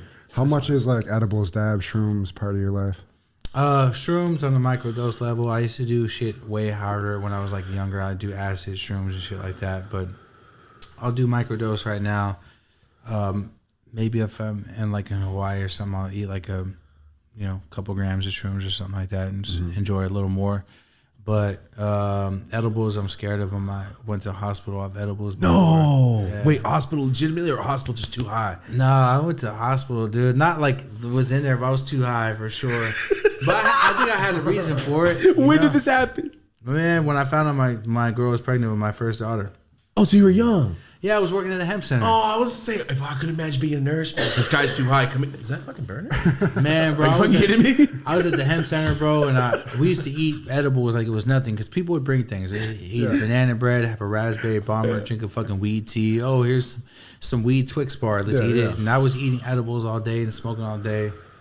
And I got in the car and we were driving. And we used to eat edibles like it was nothing because people would bring things. On the bridge, like banana bread, have a raspberry bomber, drink a fucking weed tea. Oh, here's some weed Twix bar. Let's eat it. And I was eating edibles all day and smoking all day. And I got in the car. I'm like, what the fuck is that? We used to eat edibles like it was nothing. Started thinking, get on the bridge. You're single. I'm like, I'm about to die. I'm like, oh shit. I'm like, pull over, man. Go to the fucking hospital. I think I'm dying. She's like, what do you mean? I'm like, I think I'm dying. And I didn't understand it at first. And I got to the hospital. Like, nah, you get edibles. Heart just being held hard because you're on the fucking. You're single. I'm like, I'm about to die. I'm like, oh shit. I'm like, pull over, man. Go to the fucking hospital. I think I'm dying. And I can think it was because I actually really had to think about something real serious. At first, and I kind of get out of my comfortable. It's the most serious news you've probably ever gotten at that moment. They're all going famous. Big news in cars with you so far. Your dad, no, your daughter, Jesus. Yeah, man. And I've seen multiple rappers after that kind of get out of my comfort zone. It's the most serious news you've probably ever gotten at that moment. They're all going famous. Big news in cars with you so far. Oh. fuck your Yeah. dad Probably and try your to like daughter? show off. Jesus. Of course they Or they would come to the store and ask for edibles. They're like, yo, let me get like banana bread, let me get a brownie. It looks good. I'm taking multiple. Yeah, And and then, it's like delicious. That's a problem. Big news. so I had to take multiple people, and after I was like, you know what, I'm probably trying to do edibles anymore. I probably would be fine now. But or they would come to the store and ask for edibles. They're like, yo, let me get like banana bread, let me get a brownie. I smoke a lot of hash. I like raw, taking like little dabs and shit like that. I'm not a hot nail guy. I hate hot dabs. No. I do low temp. No offense if you took a hot one. Oh hell no! I like them low and slow. I like to taste it. Mm-hmm. And I got into rosin when I got cancer, so I was kind of like not really ever into hash recently in the recent years, but in the beginning I was into hash. At the hemp center they have like bubble hash. They'd have like this thing called Amber Ice that was on all the blogs back in the days with Wiz and them. We'd be smoking this shit. It's like Shatter before Shatter. I feel. Oh, like the absolute thick, like the little see-through shark. It was like Jurassic Park thing with the with the mosquito. But like I got into it more when I got cancer. My tolerance just got crazy because I was smoking all day on chemo and shit, and I was like, I gotta. And so I was like, and this was when. Couple years ago. It's been like 2 years. Yeah. I lost my father to the same type of cancer. Colon. Yeah. Shit's scary, brother. What's any takeaways from kind of I don't know if you'd say beating cancer, but going up against it and how you just maybe see the world? I feel like, man, like my biggest takeaway is that you cannot stress over any little things anymore. Like you have to be so blessed because that shit really almost came to an end for your boy. And I had so many questions when I was laying there trying to get better. I was like, damn, this is gonna really end like this. What about this? What if I never did this? What if I never did my films? What if I didn't do this and that? So my whole thing is now like we're hella blessed, and a lot of things that we find to be stressful really is not that big of a deal. Like it's just really minimal, like it's like we're good, bro. And so I just kind of like don't take anything for granted anymore. I'm super motivated at my second shot, like to see through things I've always wanted to do, like the film stuff, more documentary stuff, just more different. Like I did a live band at Cookies Christmas for the first time. Like that was sick. I've always wanted to do that. I'm like, I have to do it now because I don't want to not get the chance to do it. So I'm like, let's get a live band and fucking let's do it. So I'm just gonna take in like bigger leaps to kind of see things through. But cancer is real, bro, and colon cancer is super big, especially for Latinos and blacks right now. I mean, because the kind of food that we grew up eating and shit like that. So, it's all based on food and stress, but mostly food. Mm-hmm. But you're able to it's in remission now, the treatment I'm good. worked? I'm 2 years clean. Wow. I actually just got a test yesterday when I was doing my interviews for Cookies Melrose. I got the negative test. I got to take one every 3 months for the next 2 years. And they said if I make it past 2 years of being clean, if I'm like 4 years clean, then I should be good. At least for that one.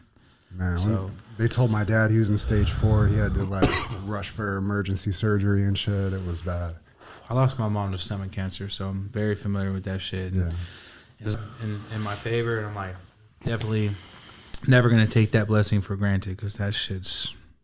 What's your lifestyle change since then?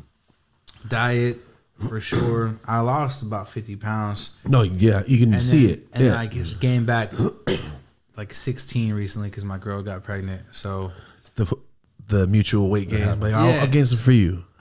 I'll eat this with you right now, and then when you're away, I'll eat this for you. But honestly, biggest lifestyle change is like no processed meats, no sugary drinks. I try to keep red meat down as much as possible, and I'm just trying to keep like the amount of food intake in as low as possible. Trying to stay away from candy and shit. Always have fruit on deck. Have like some good pineapples, some good fucking sliced mangoes or some shit, grapes. Sugar feeds cancer, right? Or yeah. I'm not sure. Processed meats, sugar, and processed meats, and red meats. Red meat's really bad. I love it though. It's bad. That's all I've been craving since my girl's been pregnant. So. He's vegan. I'm vegetarian for like ever. So that's a good step. And like, I think that takes a lot of concern out because like the red meat kind of sticks and doesn't really kind of get through. But like another thing you should always make sure you're kind of being cautious on is like rice and bread and stuff like that. That's my favorite shit in the world. That's my worst Yeah, thing. me too. I'm Mexican and Italian. I like bread and I like rice. And I like Asian food. I love Asian food. Oh, I was like, do you like bad Asian food because you're part Mexican? Yes, I like. Man, I don't know what it is about us. I like heady Asian food though. I've graduated. Yeah, no. With time, see, Yeah. and be like, you would have never ate that back then. Like, bro, I didn't know about it. See, that's another step. Like with food stuff, like I'm trying new stuff I never tried. When I back, it was like, pizza and burritos and a hamburger because I can afford that shit at McDonald's. And the fast food shit fucked us. Food becoming like a big business and trying to like accommodate a lot of people at once is what fucked us. Yeah. well, it just came processed food, but it's literally just not even real at this point. My new saying is like, if it's in a bag, it's not good. probably bad. Like unless it's like some unsalted cashews or some shit like that. But like 4 years I did that. Yeah. Don't drink nothing out of a bottle. And then I messed up the past 2 years. And I could feel the difference of just going a year, going back to the drinks. Like that? No. I'm an addict. So I'm 4 years clean, and then I messed up 2 years ago. And he keeps trying to try this sparkling drink, but I can't have it, bro. I swear to God, he tried it on New Year's. I'm like, I can't drink that. I'm a drug addict, and that's a drug. Like that shit is a drug. Yeah. I won't eat. I'll drink soda, all dark sodas if I'm hungry, motherfucker. Damn. Like it's more hearty and shit. Like Mug is the ultimate one, man. With the little bulldog on that shit. Crush that shit. Pepsi, cherry Pepsis. I'll drink that shit in the morning. I don't care. Yeah, like, soda's all bad, dude. And Mexicans just love we that love Coke, shit. Dude. Fucking this guy right here drinks Cokes all day. Oh man, isn't it the best thing on earth? I used to do drugs, and I will drink a soda over doing a line. It's liquid cigarettes any day. Yeah. Carne soda and Coke, dude. Literally, whether it be Coca-Cola or cocaine, dude. But no, like, You described Thursday through Sunday. Yeah, like don't do that shit. Leave it alone. Put the blow down, man. It's tainted, man. It's bad though, because you just described everyone's line. They're like, hell yeah. They're like, nah, bro, no. Don't do it. Because I gotta be honest, it's the vices, but it's the things that catch up, and you're literally looking at it going, no, you can't do it. You can't do. What's your favorite drug you've ever tried? My favorite drug? I've experimented too. Okay, all right, hold on. My favorite drug that I can just keep doing all the time, or my favorite drug that's like, oh, that was the most fun I've ever had. Like someone they'd be like, oh my god, you really did that? Like, some else. Oh no! Because the drugs that people say that I don't like. Like I did crack before. I done PCP, like meth. All those aren't fun. Yeah. I'm from Merced, dude. That's why I'm like, you put a weed store here, man. Put a meth store here, bro. No, I'm just kidding. But you could. But they're called houses, and they're on 11th Street. No, my favorite drug. I gotta be honest, bro. I don't do drugs because Chris Farley, you can't be fat and do drugs. Yeah. We talked about this recently. If it wasn't bad for you, look at this. If it wasn't bad for you, every single time someone made a joke, I'd be like, yo, you want a rail right now? A joke? 1.1. I know, so I can do an 8-ball every couple minutes. That shit is so fun, but you can't do it. It's bad for you. You'll die. Here's the thing. My dad told me like this. He's like, son, the Coke isn't good anymore. No. He's like, when I was growing up and I was doing my thing, we had the best. He's like, but now this shit's trash. And this was like 15, 20 years ago. No, I'm 40 now. So it was like 20, 25 years ago. So when I was doing Coke, I had the plug. It was good. It was fun, but I can't be big and do Coke just like you. And I'm good on that. And it just started getting hella dirty, bro. They put fent in everything right now. So it's not worth your life. But, hey, bro, if I can transport and like go back to the 70s and shit, I'd probably do some blow for like a week in Colombia with some bosses maybe. But like, it's not good. I'd top this bitch off. I'd start doing it like those Japanese sand gardens. I'd spell my fucking name in that shit. Remember in Aladdin where he puts Jasmine in that thing, she's about to die? I'll hop in that bitch right now if it was full of Coke. That's how I feel. My favorite drug, bro, I'll swim. I'd probably say it was acid when I was doing it. Never done it. Yeah. I'm nervous. That's the one thing I'm nervous. At this stage of life, how old are you? 34. That's scary though, bro. I was doing it as a kid, so you didn't really have so many thoughts so you can go really deep. I do a lot of mushrooms though. That's a good point. I fuck with mushrooms. Yeah. You're way simpler when you're a kid. You're not like, hell yeah, man, we're at the fucking go-kart place. Yeah. I'm at school. My principal just called me to the office because my pupils are big. Like, oh, you're in San Francisco. No, I was in fucking AZ. You went to the hottest place on earth to do acid. Yeah, no, that's all they did out there. My homeboy was on probation. He had to piss, so the only drug he could do that would get out of his system was acid. Yeah. So wait. First time you ever did? I've never tried it. My aunt's friend used to do it with her when I was a kid. And she's schizophrenic now. No, shit will fuck you up. It scared me. I think a couple of people we knew were not the same from that shit because they did a lot. But we did a lot. We did it like every other day for a whole summer, and it I definitely got caught at school on acid. My mom defended me. It was good, but I was tripping hard. I was tripping hard. That was my favorite one though. I seen it had the best times on that. So, come on, man. We got to get to one of these stories. What's the first one? Who's the first person who gave you a little tab? Who was it? Oh, yeah, dude, my boy Bear. Dude. There we go. Shit. There we go. Bear also. You just saying Bear? I mean, his name was, he went by Oso for a little bit, but Bear gave me my first hit of acid, but he also gave me my first sheet of acid. Oh, you really feel like the man. He's like, here, fool, just bring back $100. I'm like, what are you selling for? He's like, 500 or 5 a piece. I'm like, damn, I could make $400 on this shit. I'm down. Fuck it. Had my little hits and had it popping. Acid was fun for us. I don't know why Arizona had hella acid, but they did. And then I realized that San Francisco was like the mecca of it and shit. But by the time I got back to the Bay, I was like, I'm burnt out on that shit. Got you. So wait, you were doing acid before 9th grade then? Yeah, bro. I'm trying to tell you, 6th, 7th, 8th grade was fucking. Oh, you were that kid. Yeah. Yeah, we have a lot of those kids. You grew up good though. Yeah. I know a lot of those guys. Yeah. You don't hang out with those guys no more. It's crazy. So wait. What age were you? You're hanging out with the older kids. That's what's going on. You're talking about the older brothers, and they're hanging. I get it. You're that kid. You're the little kid that's like, no, but he's down.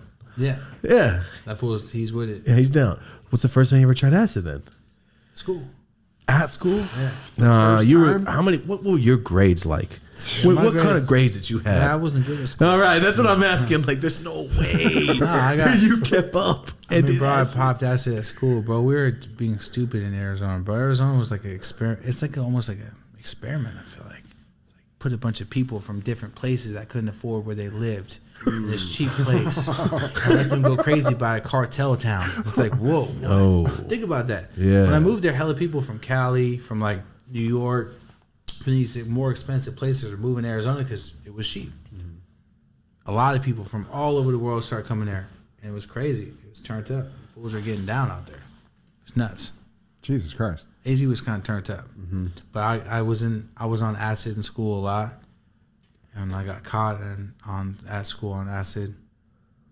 My teacher let me borrow a pencil for math class, and I was sitting there looking at him. I was like, oh man, this dude is fucking crazy. This fool looks crazy, and fucking. He's like, Gilbert, I'm like, what's up? He's like, do you have my pencil? I'm like, oh, shit, I can't find it. I'm like, I don't know where it is. He's like, you don't have my pencil I lent you. I'm like, no. I'm tripped out. He's like, I'm calling the security on you. I'm like, what? So he calls security, and this guy comes in a little golf court and gets me in his golf cart. I'm frying balls. And he's like, I can't believe that fucking guy, what's his name, Truman or some shit, whatever it is, would call you for a pencil. He's like, I'm about to spin you around and bring you right back. I'm like, okay. He's like, what'd you say? I'm like, okay. I must have said it where he looked at me. He's like, what's up with your eyes, man? Oh. I said, nothing's up with my eyes. He's like, your pupils are fucking huge. Are you on crystal or something? I'm like, no. Brought me to the principal's office. Principal's like, holy shit, what's up with his eyes? I'm like, nothing's wrong with my eyes, man. He's like, what do you want? You want Coke? You want crystal? I'm like, no. I call my mom. My mom comes down. She's like, what the fuck is going on? He's on drugs, and we looked in his backpack, and we found money. And they had a bunch of ones laid out. But I was a busboy at the time. My mom's like, what do you think? He's selling $1 bags of drugs? These are all ones. She's like, you're talking about his eyes? He always looks like that. She's like, we've been profiled since we moved from Cali. Ooh. She's like, if you keep fucking profiling my son, I'm about to fucking call the school district and make a fucking report on your ass. Gilbert, we're going home. She grabs me, we get in the car, she's like, what the fuck are you on? I'm like, I took acid. Fucking tripping out. She's like, you fucking idiot. We're going home. We go home, and she puts me on the couch, and she's like, you're going to sit here, and you're going to let that shit wear off, and you're going to fucking go to bed. Watch TV. She turns on the TV. It's fucking movie with Adam Sandler. The fucking football one. Oh, What's it called? Bobby Boucher. Waterboy. I would never watch that movie again. Scared you? Bro, what? Oh, because you're on acid still. Oh, I'm so sorry that happened to you. I love that damn movie. Fuck. I was sitting there watching the movie like, oh, Mom, let me get out of here. I gotta go outside. She's like, no. She just left you alone. She's like, come down. I'm like, I'm trying to explain to her I wasn't comfortable because of his voice and the movie. It's all weird and shit. It was really weird to me. And everyone's like, watch Natural Born Killers on acid. Nah, fool, watch Waterboy on acid, dog. That shit will have you in a dark place, dude. The world didn't make sense to me about anything during that time. So, like, yeah, I'll never do acid again. You should try it. It was my favorite drug. You should try it. You should try it at least once. So just don't do it all the time. Yo, Borat. I took too many shrooms. I got stuck on Borat. It scared the shit out of me. And Borat's everybody's weird. when I say, "Oh, that shit scared me," I get the same shit. Waterboy, I'm so sorry. Yeah, that it was sucks, weird. man. But your mom is so down What for a doing G. that. Yeah, so No, she- truly, like She that's. got my back. Is she the Italian side? Yeah. All right. Yeah, All right, maybe that's she wasn't having it. She said, "Nah, you ain't gonna profile him. What do you want?" I'm like, "Oh, I'm a fucking acid man." Damn, sounds she was Damn, got them on down. their heels and shit, defending themselves and shit. Yeah, she was always down though. Even like when I dropped out of school and shit, she had my back. She's like, "I don't know what the fuck you're doing. I don't know what you think you're about to do, but I hope it's for a bigger purpose." I'm like, What age did you drop out? fucking senior, fool. Oh, you were. You were in a dunk and you missed the layup on that one. I quit to work. I wanted to work. Damn, senior year. Oh, it's I was, okay. It's I was okay. bartending. I quit In high to- school? Yeah. I quit Bro, to- what are you? Do you have a beard back then? Forrest Gump, dog. I got the story, dog. I also tell you I was on the Marines. No, in AZ, I'm with the Marines. I was bartending in fucking high school. How? Do you have a beard back then? Nah, my dad was in restaurant biz. There And he you go, put there me you go. up for a busboy bar back position. I was killing it, and then one day someone didn't show up. And like, "Yo, Junior, you're in. You're gonna bartend tonight," and they killed it. And they're like, "Fuck it, we're gonna rock with it." So from like literally like right when I turned 18 to like 21, I bartended. Maybe like 2021. No shit. It was the best ever. Oh, you must have some wild nights from being the Insane. youngest bartender. Oh, what's your name? Oh, That's why I Gilbert. did Oh, you coke. smoke weed? But that's why I did coke, and that's why I even brought this shit back to AZ. Because of that? Yeah, I was in a mix, dog. Like, Yeah. and it wasn't like I was at like a bar, like Cheers for. I was working at a nightclub, dog. Like, Oh, you're Friday slinging night shit was like hip hop crazy, night, yeah. Saturday night was fucking techno night, and Sunday was like a fucking salsa night. Let me roll you one of these. Yeah, I'm down. I'm gonna spark this in the meantime. Thank you. Yes. But bartending was fun, bro. no shit. Bartending illegally as hell sounds Hell, fun. Not Great. You have had the Forrest Gump life so far. I have, bro. Yeah, no, truly. Are you fast?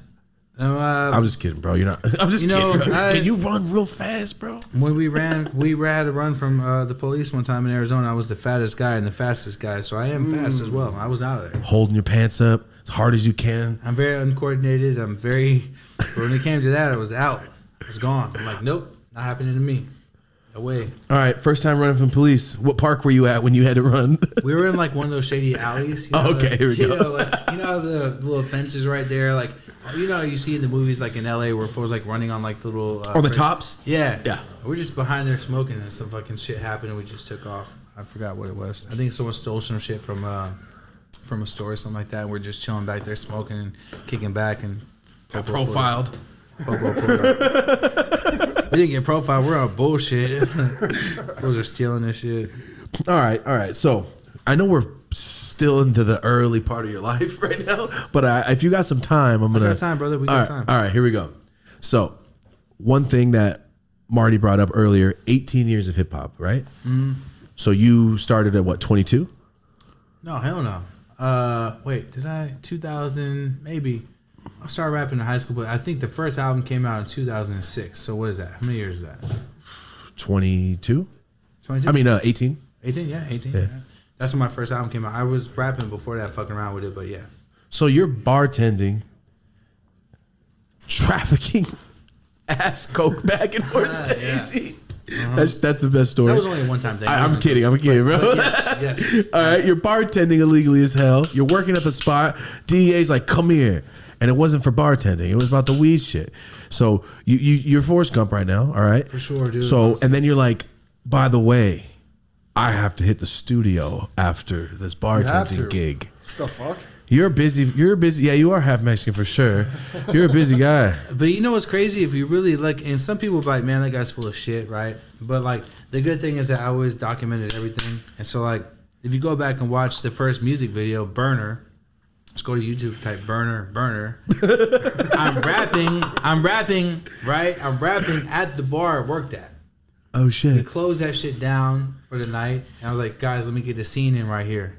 And I had like a little fake party right there, and I did my video right there at my bar. No People shit. always like, people that worked at the bar knew I sold big weed, but wondered why I worked at the bar and wondered what the fuck I was trying to do rapping. And the people watching my music movies like, well, why are you still working at the bar? And why you, like, but it all played a big role in everything. I mean, it was like life experience shit for me. Like the bar was fun as fuck. I mean, I was the player of the year, dog. Like I was 19, 18 around older women all the time. Yeah, I got money too. I'm not the poor kid. They found out what it is, and I just had a good time, bro. They loved I was younger. I had fun doing it, right? I had access to actually like holler at DJs like, yo, play my shit. Let me hear what it sounds like big. Not when people were there. When everyone would leave, I was too shy. But like play it big. I'd hear it big. I'd be like, oh, this is sick. So Forrest Gumpish for sure, but definitely evidence and proof. Yeah.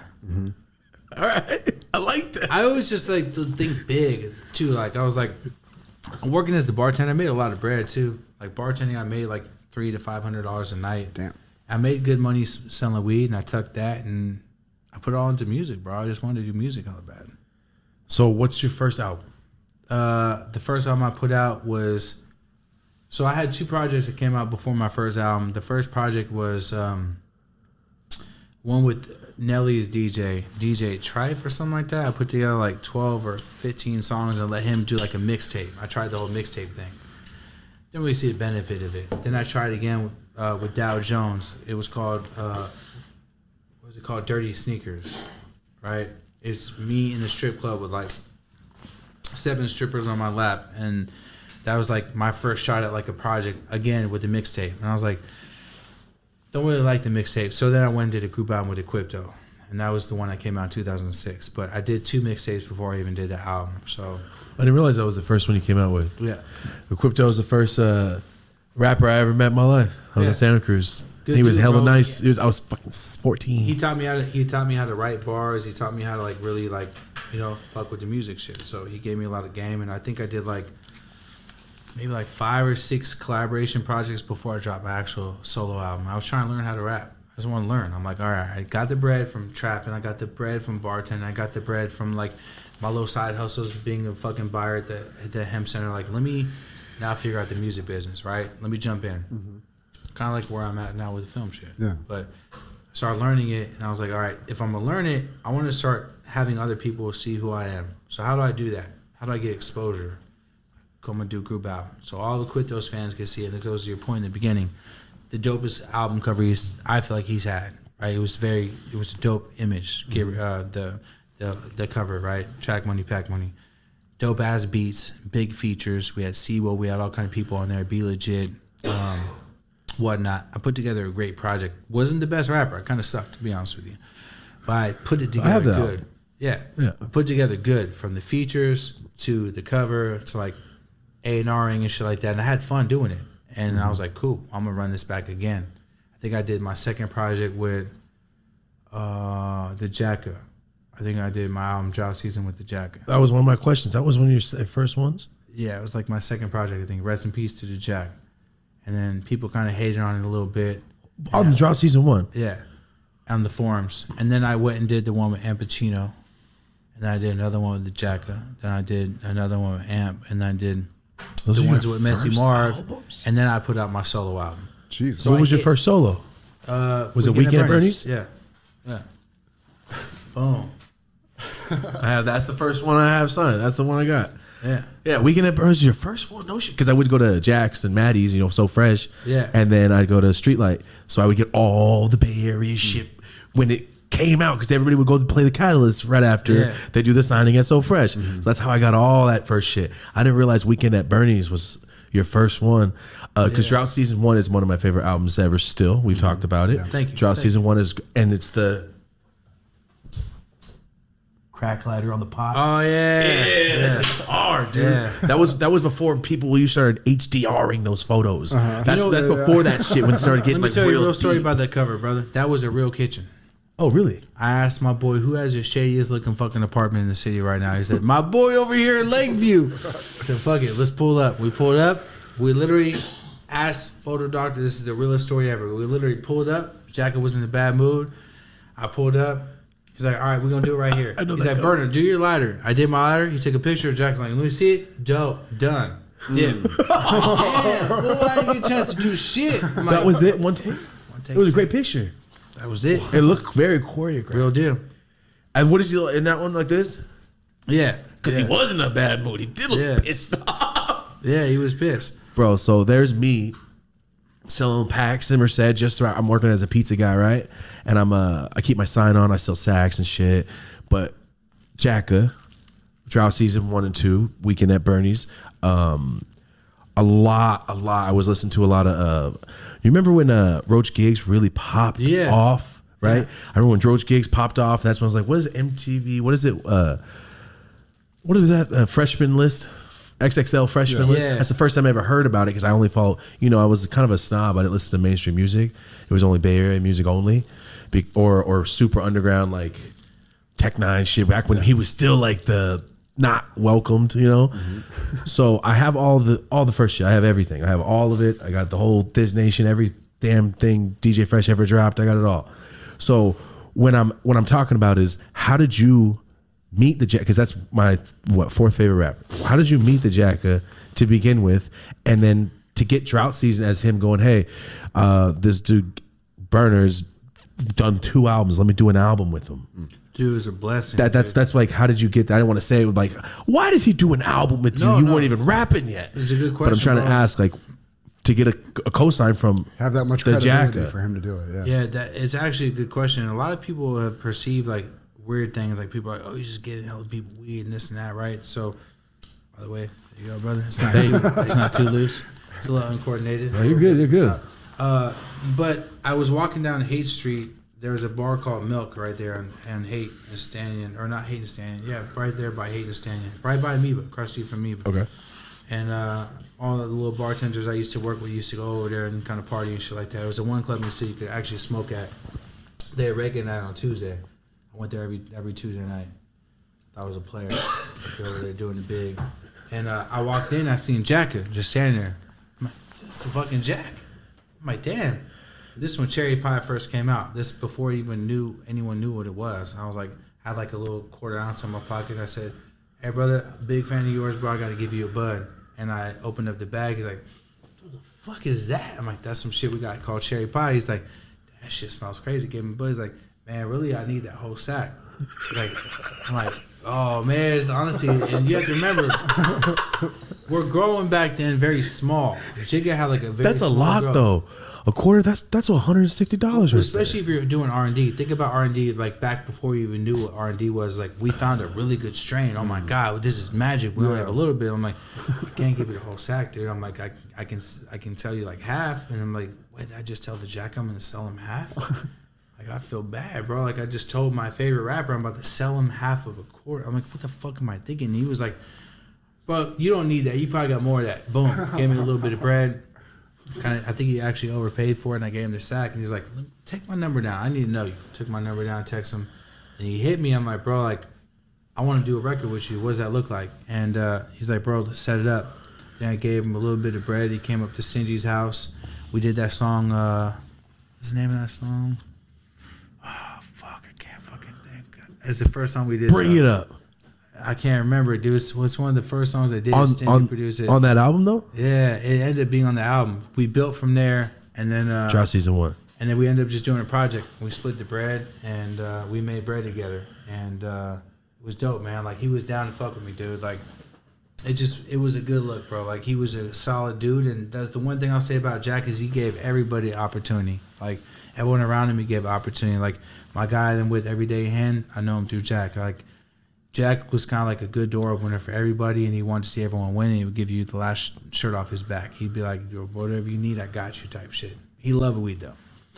And he was a big weed head. And every time I go to his house, I had to hide how much weed I actually had.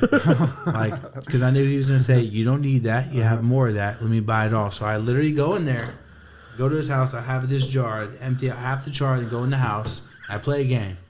I need all that. Come on, you know you got more of that. And I had to, come on, man, leave me a couple buds. I had to play dumb and take a couple nugs and sell it to him. And he was down to buy it. He just wanted it. He was a pot head. Big smoker. Big smoker. I love to hear this, man. That's what I wanted to hear. Yeah, it's big smoker. Man. But the strategy was always like, let me show my skills on putting a project together from A to B and packaging it and rolling it out, right, independently, and gain fan base like that before I drop my own solo album. So it's the same kind of concept. If you're like really paying attention to this interview, because I know it goes everywhere, and people are like, damn, Burner Scatter, he's Forrest Gump, but same shit with the film. Cool. Let me go ahead and do this.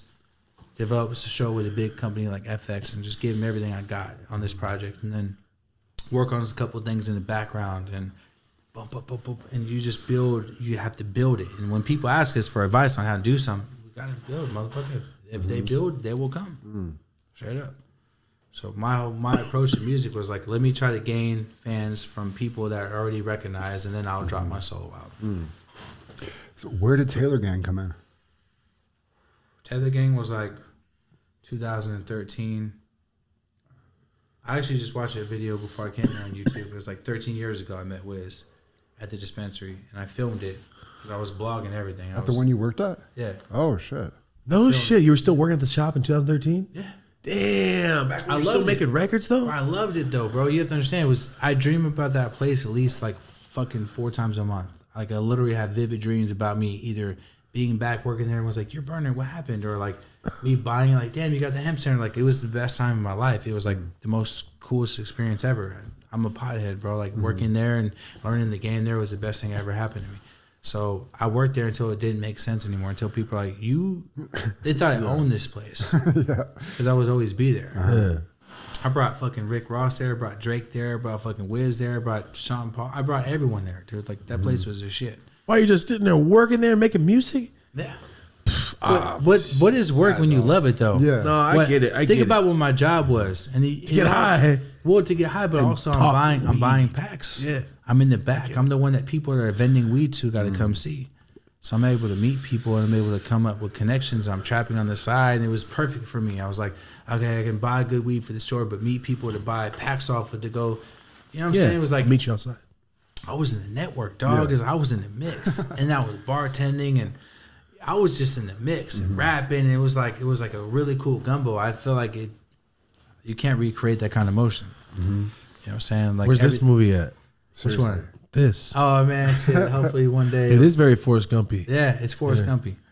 I like it. That's my second favorite movie. I like it. Probably have to be a series though. I get it. I see that. Yeah. I always thought of the series as like, Jesse Pinkman. You ever watch Breaking Bad? Yeah, I love that. So what's his? He was jumping out of a bitch's window when they first introduced Jesse Pinkman selling weed. Like, what was that kid's life? I always thought about they should have traveled with that for one more episode because that's a fun life. I thought about doing it as a movie, but I feel like it'd probably have to be a series. For sure. Because there's too much shit going on. And it's a very big story, and there's a lot to it. Yeah, makes sense. Can I ask you about a couple of your tweets that I pulled? Did you or did you not, the day before Christmas Eve, see a UFO? Oh, so I thought it was the UFO. Actually, I brought one this week. I was smoking this thing. I downplay pens sometimes because, like, I forget that, like, these shits actually really work. So this one's and I'll get to the story. But you hit it once, if it turns blue, then blue is cereal mode. You hit it again, and it turns red, then you can hit cereal milk. And if you hit it twice, you can hit them both at the same time. Oh, there's 2 flavors in it? 2 flavors. So it's a dual chamber, right? And I was getting obsessed with the fact that I could switch back, forth, or hit them both at the same time. And I was actually tripping that, like, I was enjoying it. Like, this is one of the pens I actually really enjoy. So I was sitting there smoking at dinner with my girl. And we're driving home. We're in Tiburon. We're about to leave Tiburon. And I was sitting there hitting the pen. I looked out through the sunroof. I'm like, holy fuck, what is that? She's like, what? I did a little video. I'm like, babe, you see that? I'm like, what the fuck? And I went to Twitter and found out within 10 minutes I was high. It was Starlink, man. Yeah. What's Starlink? Starlink, Elon Musk shit, the internet shit. You mean the cover up for UFOs? Awesome. Every time you see a UFO, I'm like, nah, bro, Elon Musk, he's rich. I was high off the pen because I was just hitting it all night at dinner. I was just smoking it because I'm like, ooh, I forgot about pens. I love pens. Yeah. A 2-in-1. That's like that. Remember the pens when we were kids? You can switch the different colors on the side. Yeah, so exactly, bro. That was my whole thing with this. I'm like, how do we make a pen fun again and actually put real input, real genetics in there? I'm like, all right, cool. We're gonna switch back and forth. If I want to smoke cereal milk, I'll smoke cereal milk. That's a great idea. If I want to smoke cereal a la mode, I'll smoke cereal a la mode. If if I want to smoke both at the same Blend. time, I'll click it twice. Yeah. You'll see both colors. So It's a great fucking idea. pens are fucking good. No, that's fucking cool. So hold on, it's gonna be gone by the. Thank end you. of the episode. That's gonna be gone by the end of the episode. This motherfucker's a train. I'm not kidding. Yeah, Not literally. You've been knocking me But down, dude. he's a train. I don't know what it is. It's the cold weather. His lungs are coated with like a shield from the cold ice, and this motherfucker just doesn't cough off dabs, don't cough off bombers, nothing. Took 2 years to see him cough. Try hitting both of them at the same time. Click Don't it twice so you can test see it. him.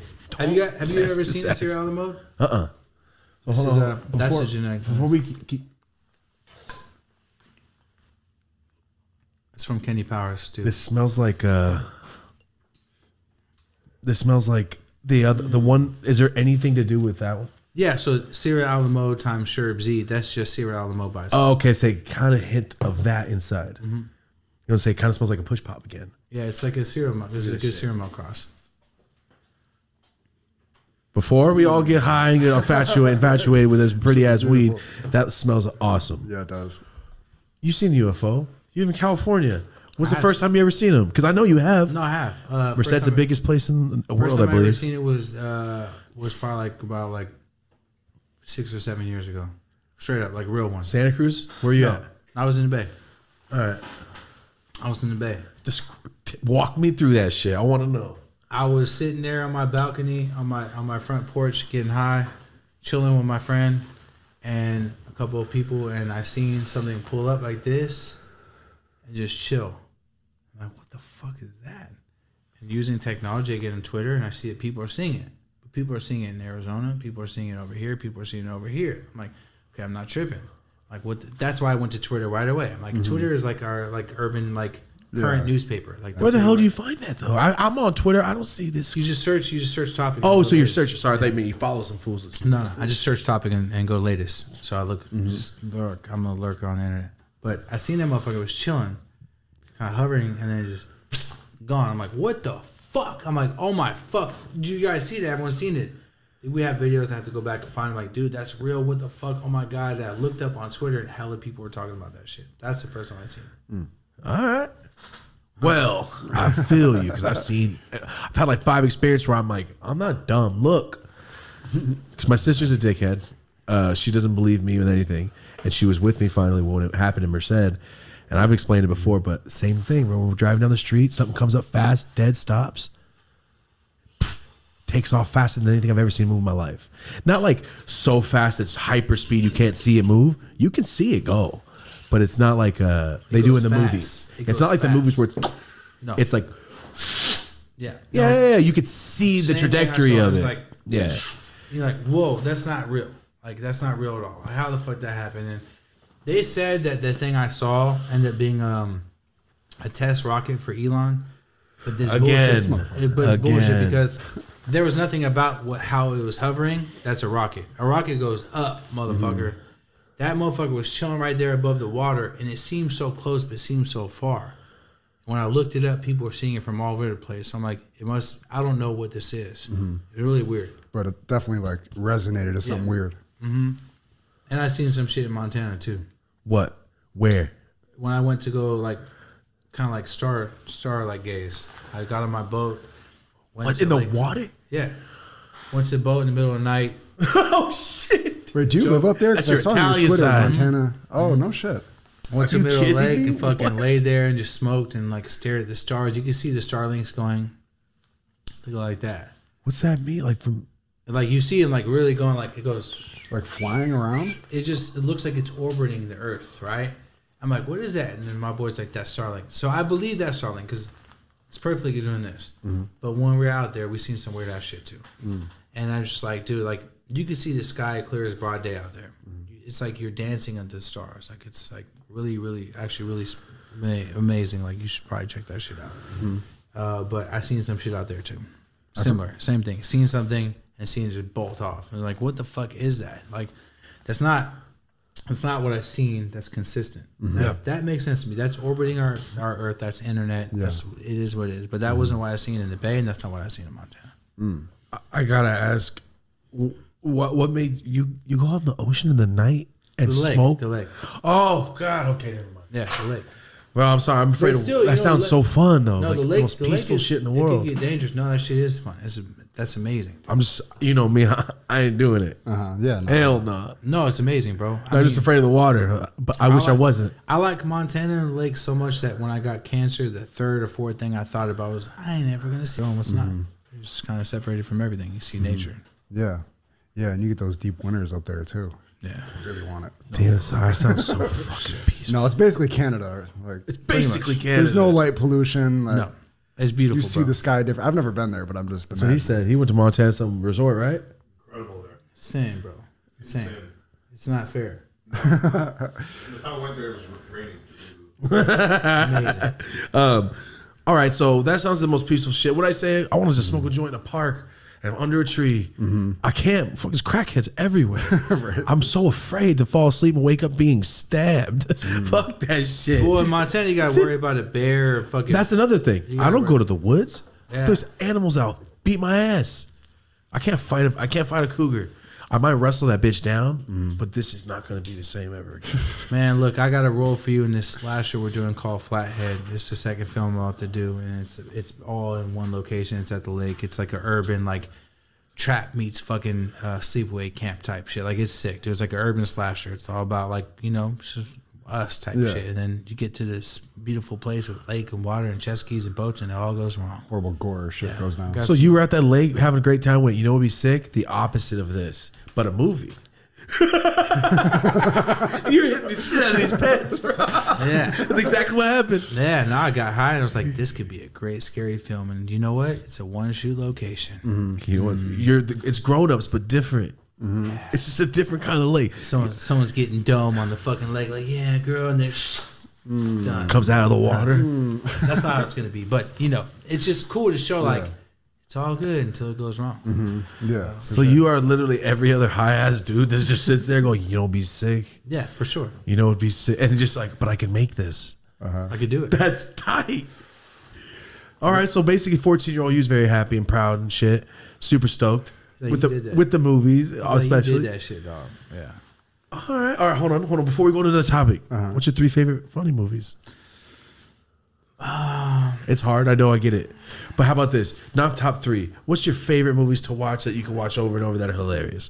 Because 3 favorite comedies is impossible, I think. I'm trying to think what really makes me laugh. I mean, it's weird, but Blood In, Blood Out makes me laugh as an adult more than any other movie. Can you please explain to me why? Because I watched that movie because it's the only movie we had on my grandma's. There's no internet in the country. Yeah. I got Blood In, Blood Out. I got Blood Sport, which is kind of odd. Yeah, Bloodsport's good. And then I had Speed. Keanu Reeves. Blood In, Blood Out has like some of the best quotable lines ever. Like, Yeah, but what's fun? Oh, you're talking about like Popeye? That's hilarious. That's my Even though guy. he's like, yeah. hey, get naked. It's still funny. I get it. Popeye's funny, dude. Big Al's funny. Big Al's the funniest fool ever. My dad quotes the no tortilla shit every dude. morning. Everyone knows Every that. morning, bro. So I laugh because me and my homies always get high and be like, oh yeah, fucking we do Popeye impersonations or Big Al impersonations. So I think it's funny, but funniest movies, like comedies. This full Blood In, Blood Out. I'm trying to think, man. Like I'm really trying to think what makes me laugh these days too. Like Oh, it could be old shit, bro. What's your 18-year-old I mean, you Billy watching? Madison, it was really good to me. I like that movie. I'm so sad about Waterboy. Sorry, keep going. Yeah, Billy Madison was a good one. I mean, dude, fucking Ace Ventura was good when I was young. You know, the Cable Guy. Have you put your daughter onto all these? Of course. Yeah. Okay. Yeah, I put her on That's the all the best. old films. Like Yeah. she watched the original Ninja Turtles, dog. I would That say new about shit. Space Jam. Is she on the Michael Jordan Space Jam? Nah, I've never showed her Space Jam. I was never really into sports, but she watched the real Ninja Turtles, so Oh, okay. she watches like Full House and like Step by Step and shit like that. Yeah. When she was younger, at least. I put her on game. Like this new shit sucks. Yeah, my kids know that too, like inherently. Kind of like my pops was with Coke. He was like, "Son, the new Coke sucks. Yeah. Sweetie, the new shows suck. Get on the old shit." No, on the same kind of style, if we could do a lifetime listen to music, top 3 artists, maybe albums, whatever you prefer, most listened to lifetime. The Doors, Nirvana, and Tupac. Damn. Yeah. Damn. I Hey man, expected Tupac. what is happening over here? Yo, I get it. We talked about it on the show before. All this little, I don't know, something's up. What the fuck fuck is happening right now, bro? How come we haven't been fucking high fiving and smoking joints? Bro, I used to think I was gonna be Kurt Cobain's roadie, dude. I was like, man, I'm about to be on the road with Kurt. I had long hair, dog. I had hair down to here, bro. Oh, shit. Young Stoner Bird had hair down to here. I looked at the little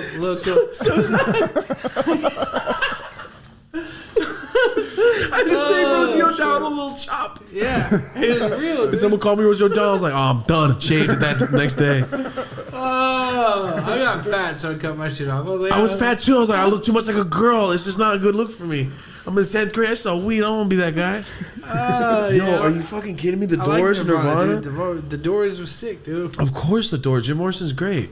You ever heard of Love? The band Love? Love, nah. They were basically coming up with the Doors, Oh, I but the didn't hear lead singer was black, so they're like, "Yo, we're gonna go with this Damn, this I didn't band." hear about that. That's shady.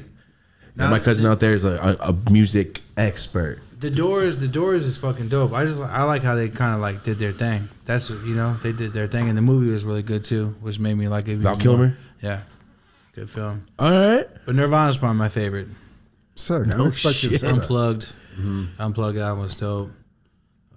So you listen to the like rock as much as hip hop basically throughout your life? I used to. I listen to rock a lot. Yeah, I don't really listen to rap like that. I can't even tell you what new artists are out or what they're doing. I just like to be in my own little bubble. I like to be in my little dream world from when I was like 16 and shit. Yeah, Yeah. that's how I am. So listen to like DJ Quick and fucking Warren G and Daz and Corrupt and shit like that. I'm old school, dude. Yeah. All right. So you don't. Okay, I wasn't expecting anything you just said. All right. So old school shit. You fuck with Pink Floyd? Yeah. Yeah. Yeah. All right. So more on the. Do you like David Bowie? Do you like Ziggy Stardust type of things, or are you just like, I like Nirvana. I like Nirvana, Red Hot Chili Peppers. I like so when the we were Doors. growing up. Yeah, I like cool I like shit. fucking Tom Petty was pretty dope. The Fucking, Heartbreakers? Yeah. You know, a lot of shit, man. Like there's a lot of different shit. I like what is that, Black Hole Sun? Soundgarden. Yeah, Soundgarden. Chris Cornell. Yeah. I like Green Day back in the day. It's like I like little shit, you know what I'm saying? Oh, so you were definitely rocking Globes or DCs. In I used to fifth try to play grade. guitar. Yeah, I was. Yeah, when I was, all right, when I all was right. like, when I first got to Arizona, before I was, turned out by the criminals, I was gonna be a rock and roll star, man. That's what you meant. Oh, all right. Alternate reality. Yeah. Yeah. No shit. I should have been a rocker, man. Yeah. Now, another tweet. Like, you guys seem to be going through this, but it seems like What? very recently, Meta, IG, hacking you. I meant to tell you, fucking brother. with you. What? I'm gonna tell you, we are definitely the two most suppressed people on Instagram. By far. And when we get off camera, I'll tell you who I think that group is, because I've been doing a lot of research on it. Like, I actually met people from Meta because they're fans, like anything else. Yeah. Bernard, I'm your biggest. Oh, really, bro? Can you give me some insight? I'm not even asking you to do anything for me. Tell me the why. Can you just tell me why? Why? What happened? Yeah. What happened? Just tell me what happened, please. Like, explain to me what did I do and what's happening. Yeah. And I started hearing about it, and it's a group out there that just don't want people to have a certain voice, and it's scary because the pay-to-play shit could happen to people that have a real audience, a real fan base. People want to see and hear from both of us. People want to understand what we're doing, what we're building, but they also know that that's powerful, and so there's a group suppressing that. And I meant to tell you, I'm glad you brought that up, because I was going to tell you when I got here before we started on camera, bro, I think I figured out who's hidden a lot of people's shit. It's a group. And it's crazy, and it's fucked up. And Meta, you guys should not be doing that. A lot of the people there are fans of mine. They get all excited. They want to take pictures when I see them, and it's just some bullshit pay-to-play shit right now. That's what it really boils down to. That's why I built Social Club, and I wish I could figure out how to get it popping. I don't even use Social Club. I can't, because there's no one on there like that. Like, we have a couple thousand people that would try it, and I got a bunch of weed brands that try it. But It's hard when it's so directly weed. You know what I mean? Because it's like you got to gate. What got Instagram popping? Everyone was on it. Well, that's the thing. So, like, I want to figure out with a key group of people how to make Social Club a thing, because it's not just weed, right? We have this new thing we put pay-to-play broadcasts. So, like, you're a business in fucking LA, or you're a business in the Bay, or you're a business in a small town in Montana. You want people around you to see your shit. Like, you can literally go to your settings on Social Club and put 0.3 miles, 0.6 miles, or 10 miles and see whatever is being posted right there. That's pretty sick. We got audio comments. We got fucking stories. We got posts. We got everything. instead of having to go do a tweet, screenshot it, and post it, right? Yeah. We just thought about all the shit we That had shit to do yesterday. as young marketers, right? But I can't get it off the ground for the life of me, bro. I put millions of dollars behind this bitch. I want to see it go. I don't have the bandwidth, and I also lost faith in it. But for anyone watching, come up with a plan. I'm down for whatever. Interns, help me figure it out because it's there for us to use. But Instagram is on some bullshit. Fuck. Okay. It's fucked up because you will see your business. Like, I built my business and my brand on Instagram. So I got popping. Yeah. There's no secret recipe. I was, before I could be shadow banned and silenced. And even people at Meta will be like, yo, we went into your account, we're trying to fix it, but you got so much shit going on, we just can't manage it every day. It's impossible. Did they tell you you're on a list? Oh, yeah. All right, they're But like, it's you're not- on the blacklist. But That's it's what they not told a me. blacklist. Well, that's what the It's guy not told me. It's not a blacklist. What it is you're on a list of people that have people that work there that go in and fuck with your shit. So it's like, think about a cop. There's like a code of honor with the badge. So if you're at Meta and someone calls you about, someone's account, but your homeboy is the one going in there and fucking with it because he's getting a little side dough, you're like, oh, bro, you're on the list. Yeah. It's a way of saying, bro, you're part of this extortion circuit. Yeah. Because there's a big fucking business in that. Getting your are- page taken Oh, yeah, down, we've- pay to get it back Take it up. down. I've gone through Take it all down, this. pay to get back. It's It's a man. group, bro, that's doing this. And it's so scary, bro, because our shit you could digitally die. You could digitally die. Straight up. And I've had meetings with people at Meta that are high up because I'm not going to downplay it. I'm a fucking boss. I can get in the building. They're like, yo, you're not doing anything wrong. You can post weed. You can post weed, right? We're terrified to post fucking anything. I can't post shit. Look at Vice Papers. I'm not even going to go there, but look at Vice Papers. I can't even post a pack of papers because it'll get deleted saying promoting fucking illegal. I'm like, On the page? page. I'm like, this is a pack of papers. There's no weed. There's no weed. There's not even a fucking road trash. There's nothing. Yeah. But point being is, they can decide. They told me right there, like, yo, you're not posting anything wrong. You can post weed. You just can't tag or redirect on how to buy the weed. So I could put a post up Exactly. and say, this fucking Sierra Alamo Sherbsy is beautiful. It tastes great. And I love the way it makes me feel. Have you ever tried it? And they cannot delete it. But if me and him post it, 2 seconds. Oh, it's so gone. you can't do that. I was gonna say you were giving examples. I thought you were saying what No. you could do. No, you're I was like, the legally normal allowed person to. can. Yeah, normal Yeah. person can. It's not against the rules. I got gamed up from top person you can ever imagine in the whole world that works there, and they told me everything I could and couldn't do, and I followed it to a T. After calling them 10 times, it's like, Bernard, I just don't have the time to manage your account. We're running a full company over here, brother. I'm sorry. But Damn it. you're getting fucked with, and I think you know it. I'm like, cool. All right. So we've been RIP'd on Instagram, brother. Yeah. I look at your shit. I'm like, there's no way. I know what kind of weight you pull, dude. I'm not dumb. I'm in this space. I've been in this space for a long time. Like, people fuck with your shit. You have a good audience. You have a real audience, and to see the kind of engagement you have is hella sad because Bro, it's crazy on this. It's my 30th account. Yeah. It's number 30. I don't get the account back. That's the problem. If I get deleted, it's gone. Like, that's a it. new one. I start a new one, new email, But new do they IP. do it to where they zap your phone too? Where your Yes, I get a new devices- phone. Yeah, so exactly. Yeah, I got a new phone. I've had it traded. So Apple loves my ass. You think it's Apple? They're like, yo, these fools buy phones every month. No, it's I'm kidding, bro. I'm kidding. you know what it is. But you know what though? I just have to say this because I know it's gonna be a controversial clip if it comes out solo or people watch it. You have to be a miserable motherfucker to pay somebody to silence someone's Instagram. 100%. You gotta have a baby dick. Yeah, You gotta be a have bitch. no life and no taste. You probably eat spam every day with nothing on it. Like, you are not exciting at all. You probably eat chicken out the can, like wet chicken. yeah. I remember that one shit. Of those, you're one of those kind of fucking guys. So like, of course you're gonna want to not see me live life, Yeah, motherfucker. it's so like confusing to me that could be like that's what's going on. Like unless it's like some I'm so competition, excited to competitive. Bro, I can find tell you out. right now, 100% facts, and trust your boy, dude. Your boy was touched the cover of Forbes, and I'm in them buildings. We're doing nothing wrong. There's no list. There's no rhyme or list. reason either, right? No, but there's also no list. Meta does not have an agenda against individuals.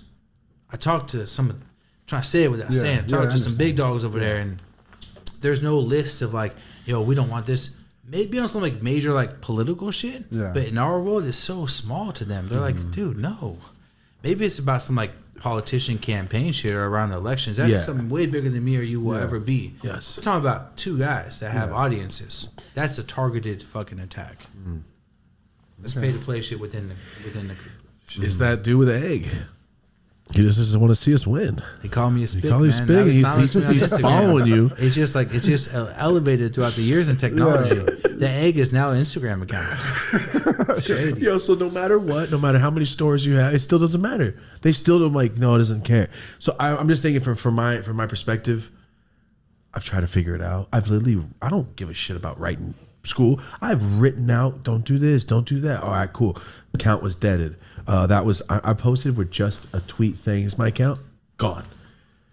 My dog got deleted one time, bro. That's when I knew it was fucking me. It was My last one was my mom. It's a Labrador, dude. There's no violations, bro. It said violating graphic this, and I'm like, what? And it got. Wait, the account got deleted? No, my post got removed. Oh! Sorry, I thought you meant they delete the whole account for the dog. See, again, a little message to our bitch ass haters.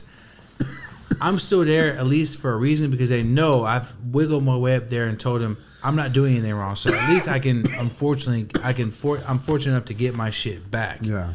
But it doesn't mean I won't be shadow banned, have posts deleted, be put on notice that I'm going to lose my account. I've lost my account, been able to get it back, thank God. Mostly because the music stuff, though, it has to be dirty, and I've always watched you get done dirty, and it pisses me off because I'm like, I know for sure the same kind of people are hating on him that's hating on me. Now I'm finding out it's probably the same group. Honestly, it's a very weird thing, and it goes back to what we talked about with that weird competitive weed shit when it went wreck. There's people that are just scared of people with fucking a voice. Because we could actually move mountains if we had a real reach. I mean, you guys are the first generation of like entrepreneurs that are building businesses through the fan base online. I mean, for real. Building brands and selling directly to the customer. I'm down to find out how to get social club popping with everyone. It's not even about even making money at this point. Like I just already put the money there. The money's gone. So It's an app in the App Store, right? Yeah, it's right. Available. We could do some cool shit. You like that one? Yeah, no, I was going to say, I got to be honest. But it tastes creamy. Yeah, it's bomb. It's creamy. Could you do me a favor? Could you get me a water out the fridge? I just realized yours is right there too, by the way. Oh, right on. So I'm not. I'm still got hella questions. I have never been more excited to go. Show's over. Who is it? I can't wait for you to say the words because I put this on paper. I've talked about it, bro. I moved out here. I didn't get paid for shit. I was making a $3,000 a month, and then they took away my Push Trees page the day they offered me the blue check. I just moved here, and I was like, all right, so you cut off 90% of my money. Cool, because I stopped thinking, stop selling weed. I'm in this. Like, I can't go back, dude.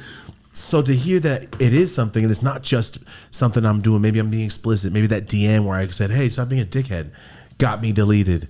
But I heard the rules from the top, and we're not violating any rules. And they helped me multiple times get my page back. Like they literally help me get my shit back. And I'd be like, "Oh, you can monetize. You can do this. You can go live." And then like the next day, gone. Boom, boom, boom, boom, boom. I'd hit them. They would get it back, and it got to the point they're like, "This is nonsense, like, bro. Like, you're one guy, bro. Like, sorry, bro. Like, you must have done some real shit to piss people off, but we can't help you anymore, Burn. Like, the best thing we could do is just tell you like the rules which you're following, and if you ever get deleted, extend an olive branch. We'll try to get your shit back because we know you're not doing anything wrong. I'm like, fuck." All right, so Marty, that makes me feel a lot better. I mean, I've been doing this for 11 years on Instagram, where I'm just going, so what's the problem? So it's good to hear that it's not me. No.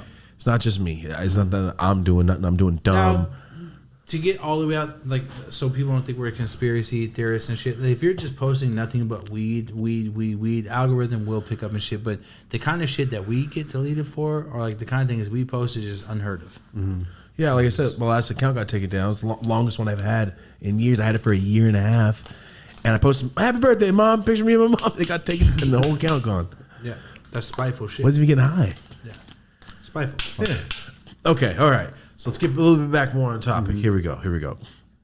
For current things as of now, you had an album that just came out with OGZ. Yeah. All right. So how did that go? Because is that part of your 50 albums, collaboration albums, and everything, right? Overall. Yeah. So you're dropping shit consistently, damn near quarterly. Not quarterly. If it feels like it, because I'm slowed looking down. through everything when I was going through the list. I It slowed feels down like a little bit, like in the last few years, but like I at least try to drop like 2 or 3 projects a year or something like that. At least. So how often does that have you in the studio? Just I mean, last night I have like 3 things kind of skeleton ready to go for this next project, and that was just one night. So I mean, typically for an album, like 7 days. Like 7 days to make it. Yeah, 6, 7 days. no shit, really? From start to finish. What? Yeah.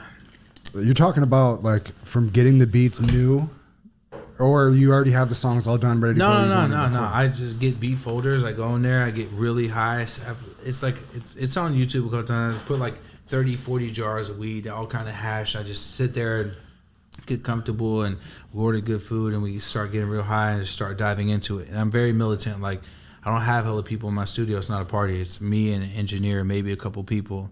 And I even have the homies go chill. They probably get mad if they go chill and fucking other. I don't really have people in there. Just work. Yeah. Just work.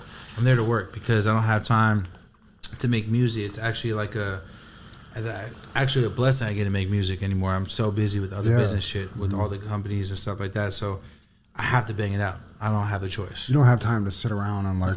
Oh, here. This would be a cool concept, you know. Let me do this or do Yeah, that. yeah, Like, yeah, it's yeah, like, yeah. nah, Oh, we I just see what go- you're saying. We just bang this shit out real The quick. mass amount of music that you put out would have me thinking that you're just like- a studio rat and just living there. I ain't gonna lie, like I'm not over there trying to make hit singles. Like let me think of a catchy melody. Like nah. I'm not. I'm just like talking.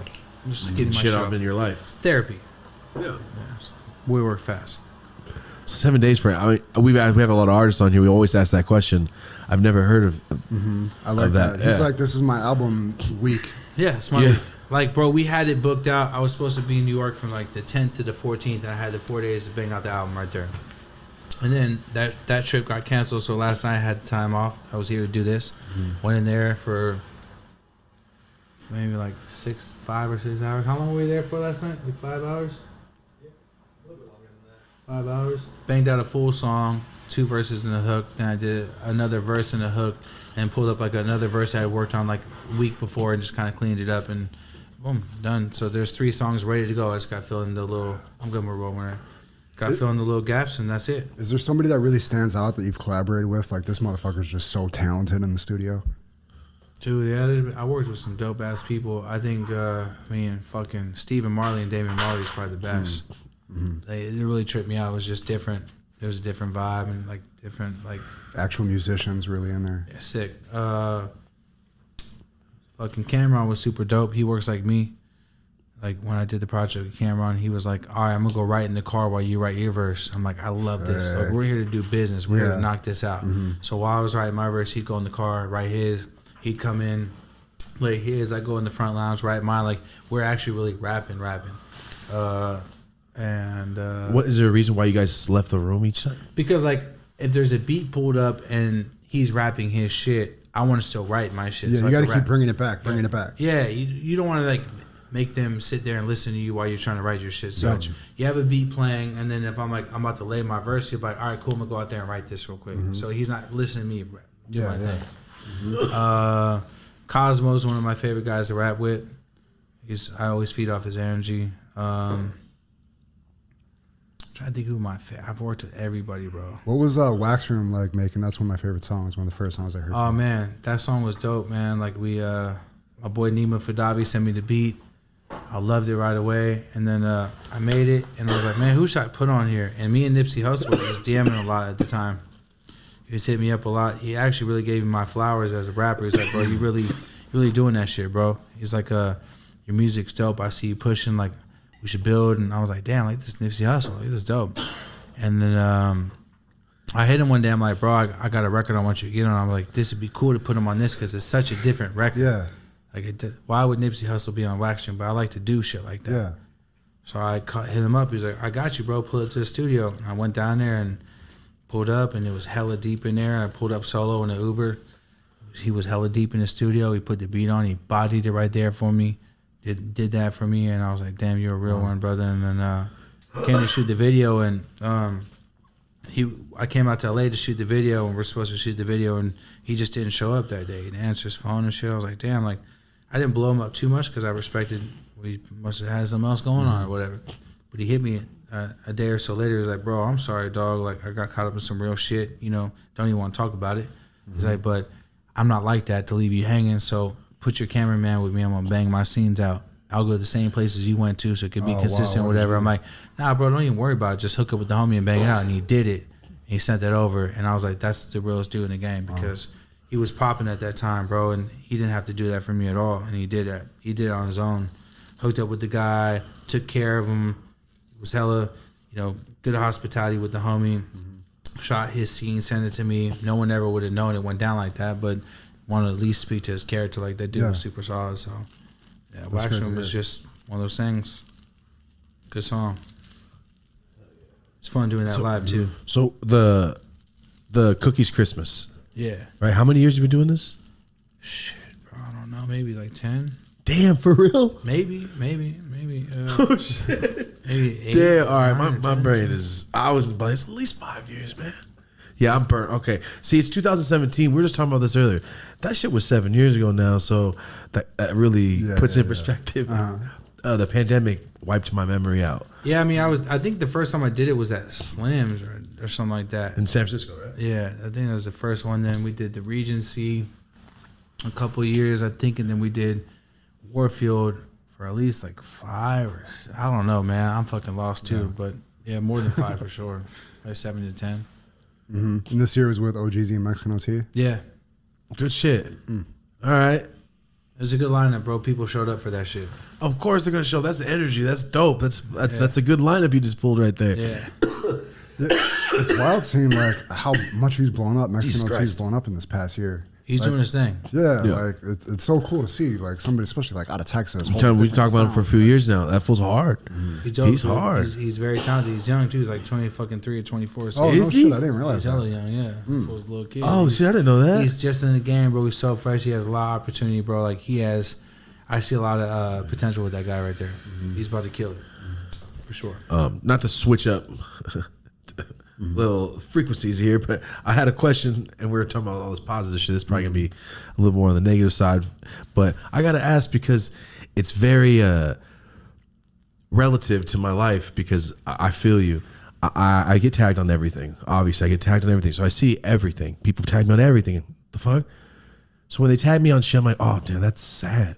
But at the time, I'm like, me and you, I'm like, he'll deal with this thing. Like, I'm doing my thing. Like, that sucks.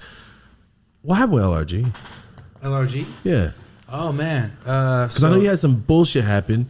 So did I. But I want to know what happened. So LRG, we did a collab. We did Cookies LRG collab. I'm very thankful they introduced me like to the whole Zoomies business. I think that's maybe why I got into the Zoomies. But I did a rolling tray collab in that capsule, and LRG offered to buy Cookies for $1 million. $1 million? I was like, no, bro.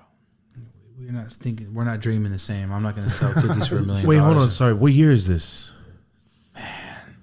We'd have to look it up. It was back when that capsule came out.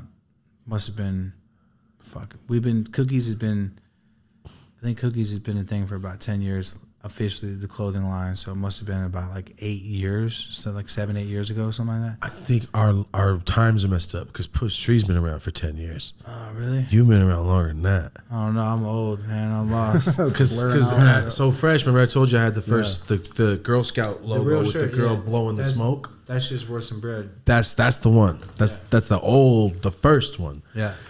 That was, and I was 21. That was 13 years ago. Shit. So if you think about it, Cookies is at least 12 years old. Yeah, at least. I'm actually gonna get these facts. I should know this. Because I'm thinking of it now because I know you guys were around before we were. So when I'm thinking about it, because I have my Cookies thing, there's no way they offered you $1 million. Somebody, that fool had no intentions of giving. That's the dumbest number I've ever heard in my life. He offered me $1 million. And I was like, I think I'm good on that, bro. Good shit though. And then I seen him post a tray. You're making more. That was the exact same mold as the tray. I designed this tray. I invented this tray. This one I thought it was cool. With the tips? Yeah, with the tips and a little removable ashtray. And that was my shit. I designed it. I made it. That was my shit. I sat there at a cafe with my boy and hand drew that bitch out with him, and he mocked it up and got the same. I did it. It's mine.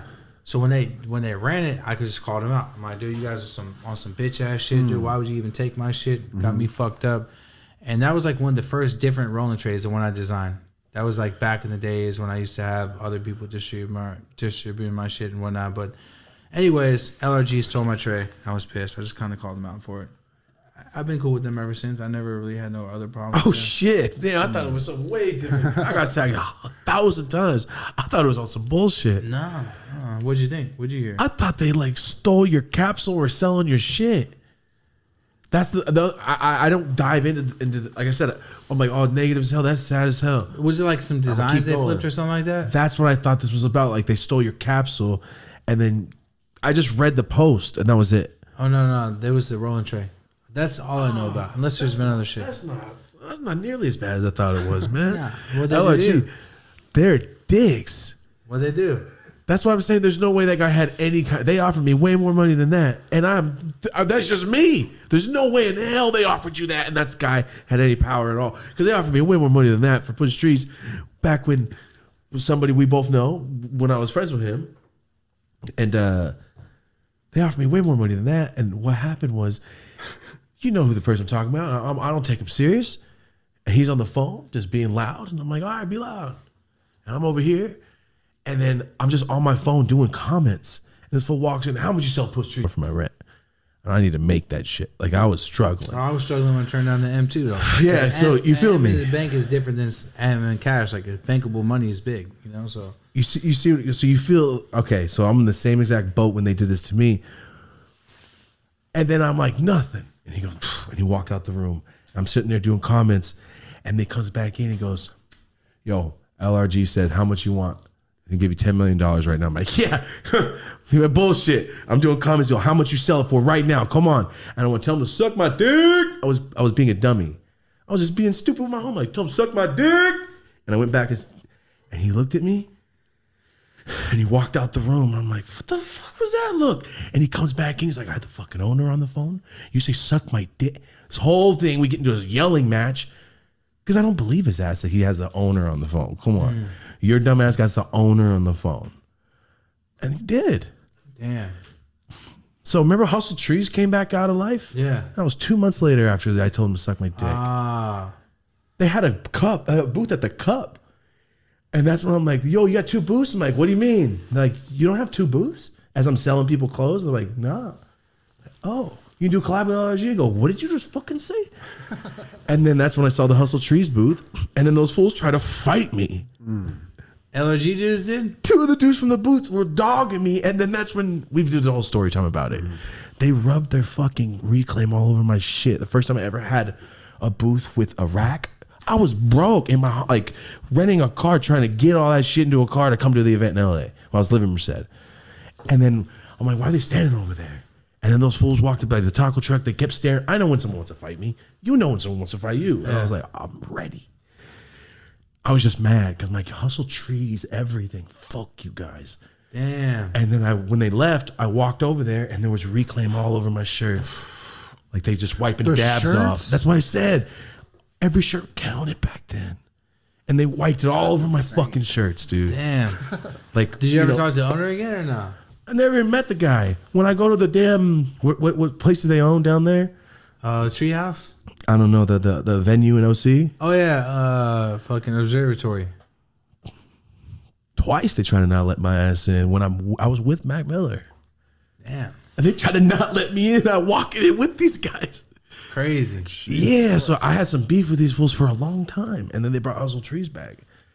And then I was like, oh, wow, that sucks. Because they made one shirt in 2004 that said Hustle Trees. And then they tried to make a whole company after this. And they tried to get in the Wii game and all this shit. Off of Vengeance, basically? He did it. Yeah. They didn't really know what they were doing. They had a powerful company and it kind of fell apart and sad ending. Like It's my favorite company, dude. It's still around. I used to rock LRG every day. Every day. Bro, I used to go buy a fresh LRG fit every day. I'd go to the fucking spot on Hay Street. I'd walk in and be like, all right, we got this, and that. Give me all of it. Wear a fresh one every day. Give it to Ray Bama from Runs. He'll tell you, he used to come to my shit, bro. My closet was stacked to the top. I mean, like when I was balling, giraffes and trees. All just fucking clothing. They'd come to my spot. All my little homies come there and take fresh outfits. I was like, bro, I'm not rocking again. I had that kind of pride. I was getting money. And Usher with the shoes. I used to rock LRG every day. Every day. I mean, I was broke and I would save up. Like, I'm gonna get it's $32 on jackets. on The East Bay. The jackets were so sick. Or Dr. J's. Dr. J. I'm like, oh, that shirt's a little cheaper on Dr. J's. It makes it so much worse. Cool. I used to do that shit, man. I was selling little sacks, but I'm gonna get a new shirt. All right. But I remember like when I started selling packs, I'd have my shit was LR jeans. Remember that? Oh, I was stacked, man. I need them altered. That company, shit. man, they did a good job for a while, but I think at the end they just got like desperate and they had some weird leadership and it just got funny, you know. Something happened, but yeah, I wanted to. I didn't. When I thought it was way Jonah worse. when the original owner was in power and the original team was rocking, that shit was unstoppable. It was the biggest thing on earth. Yeah, and I feel like when he passed away, there wasn't proper guidance. Rest in peace to him. He's a legend from our area. I think when he passed away, there wasn't the proper guidance. People just kind of didn't really keep his vision and it's kind of like energy alive. They kind of just went super corporate with it and just kind of killed that shit. That's why I got in my will, if I die, there's certain people in position. Keep my shit alive. Fuck that. Yeah, it's just to make it corny. Yeah. But damn, that question.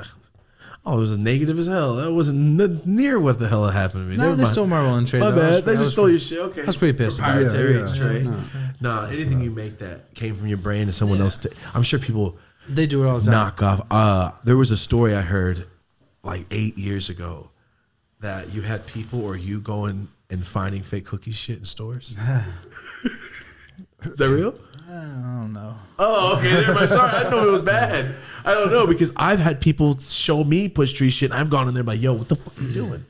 And, My but boy, it's in you Merced know- though. It's my small town. A couple of my homies like, bro, we're sick of seeing this shit, bro. We're gonna go fucking make our own moves. We're about to pull up on fools. I'm like, bro, that's not worth it, man. Leave it alone. And they pulled up and they try to make a statement on my behalf. I'm like, bro, it's probably not the best move to make, but they felt a certain type of way because I take care of all my people. And they're like, man, people are really just selling this shit however they want to. Like, you're not gonna do nothing. I'm like, kind of like cheerleaders in a way, but like, you know, I don't really want to hurt no smoke shop business or nothing like that. And they're like, dude, fuck that. We're finna go say something. I'm like, all right. And, you know, I got real people around me. They just weren't feeling this shit because I've helped them out in many ways. And they're like, fuck that shit. If you're not going to say something, we are. It's kind of like That's exactly what happened. it's like the friendly kid that like doesn't want to fight at the playground, but his homie's like, no, fuck that shit. You man, get over here. Boom. Whoops their ass for you. Like, got you, brother. Like, that's kind of shit, you know, but. All right, that's the same thing with my little brother. At the flea market Merced, this fool was just printing everything I've ever dropped for $10.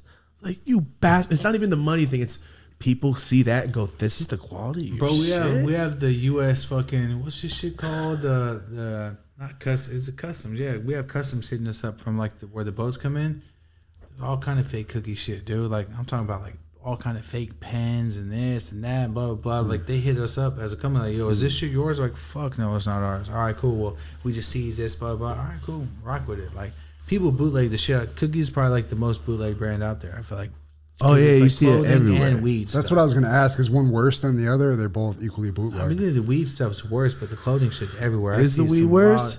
yeah. Just the Mylars and shit? Well, Mylars and like all the fake 510s. I see the cheapest pens. That's why when we did this pen, the one I gave y'all, we had to come with like something cool. I'm like, I don't want my shit to look like every other pen out there, and I want to do something different in a sense, like So it's got that functionality. little logo built right in. Yeah, well, if someone makes that, they have to put in some work, dude. Yeah. That's not easy to make and actually function like that. Then it's almost like, all right, you deserve it, fool. Yeah, Damn. fuck it. If you're gonna go that far, Or just make your own brand at that point. Shit. Right? Jesus Christ. If you're going to put that much work into it.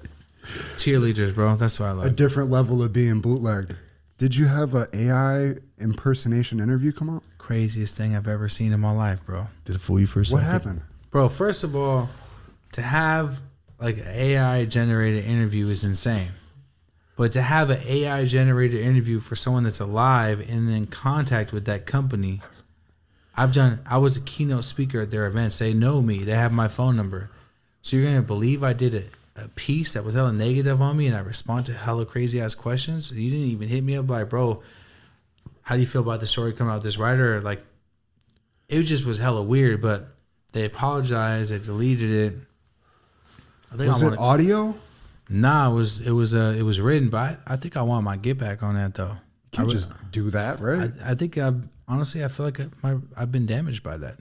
I think it was. What did they say? He's the one that told me about it. I just saw it as a headline. I don't really know what happened. There was like a hit piece. It was like Burner's Empire, some fire, and this and that. Like it was like a shady ass article. Like I'm just falling off or some shit, right? Meanwhile, Cookies had its best year and whatever. We don't even get to that. But point being is, it was like a hit piece on me, and the interview was asking hella negative shit. It was like, what do you think about your, allegations to human trafficking? I was like, I don't think that. I'm like, what? I would have been like, bitch ass motherfucker. What are you even saying to me?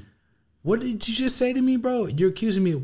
So they said some wild ass questions, and they had this AI burner answer like a lawyer wrote it for me, and it looked really shady. And I'm like, I posted it. I'm like, I first seen it. I'm like, what the fuck is this? It's an actual interview. I'm like, let me read it. I'm like, that's not the way I talk. I'm like, what the fuck is this? So I put it on Twitter. I'm like, that ain't me.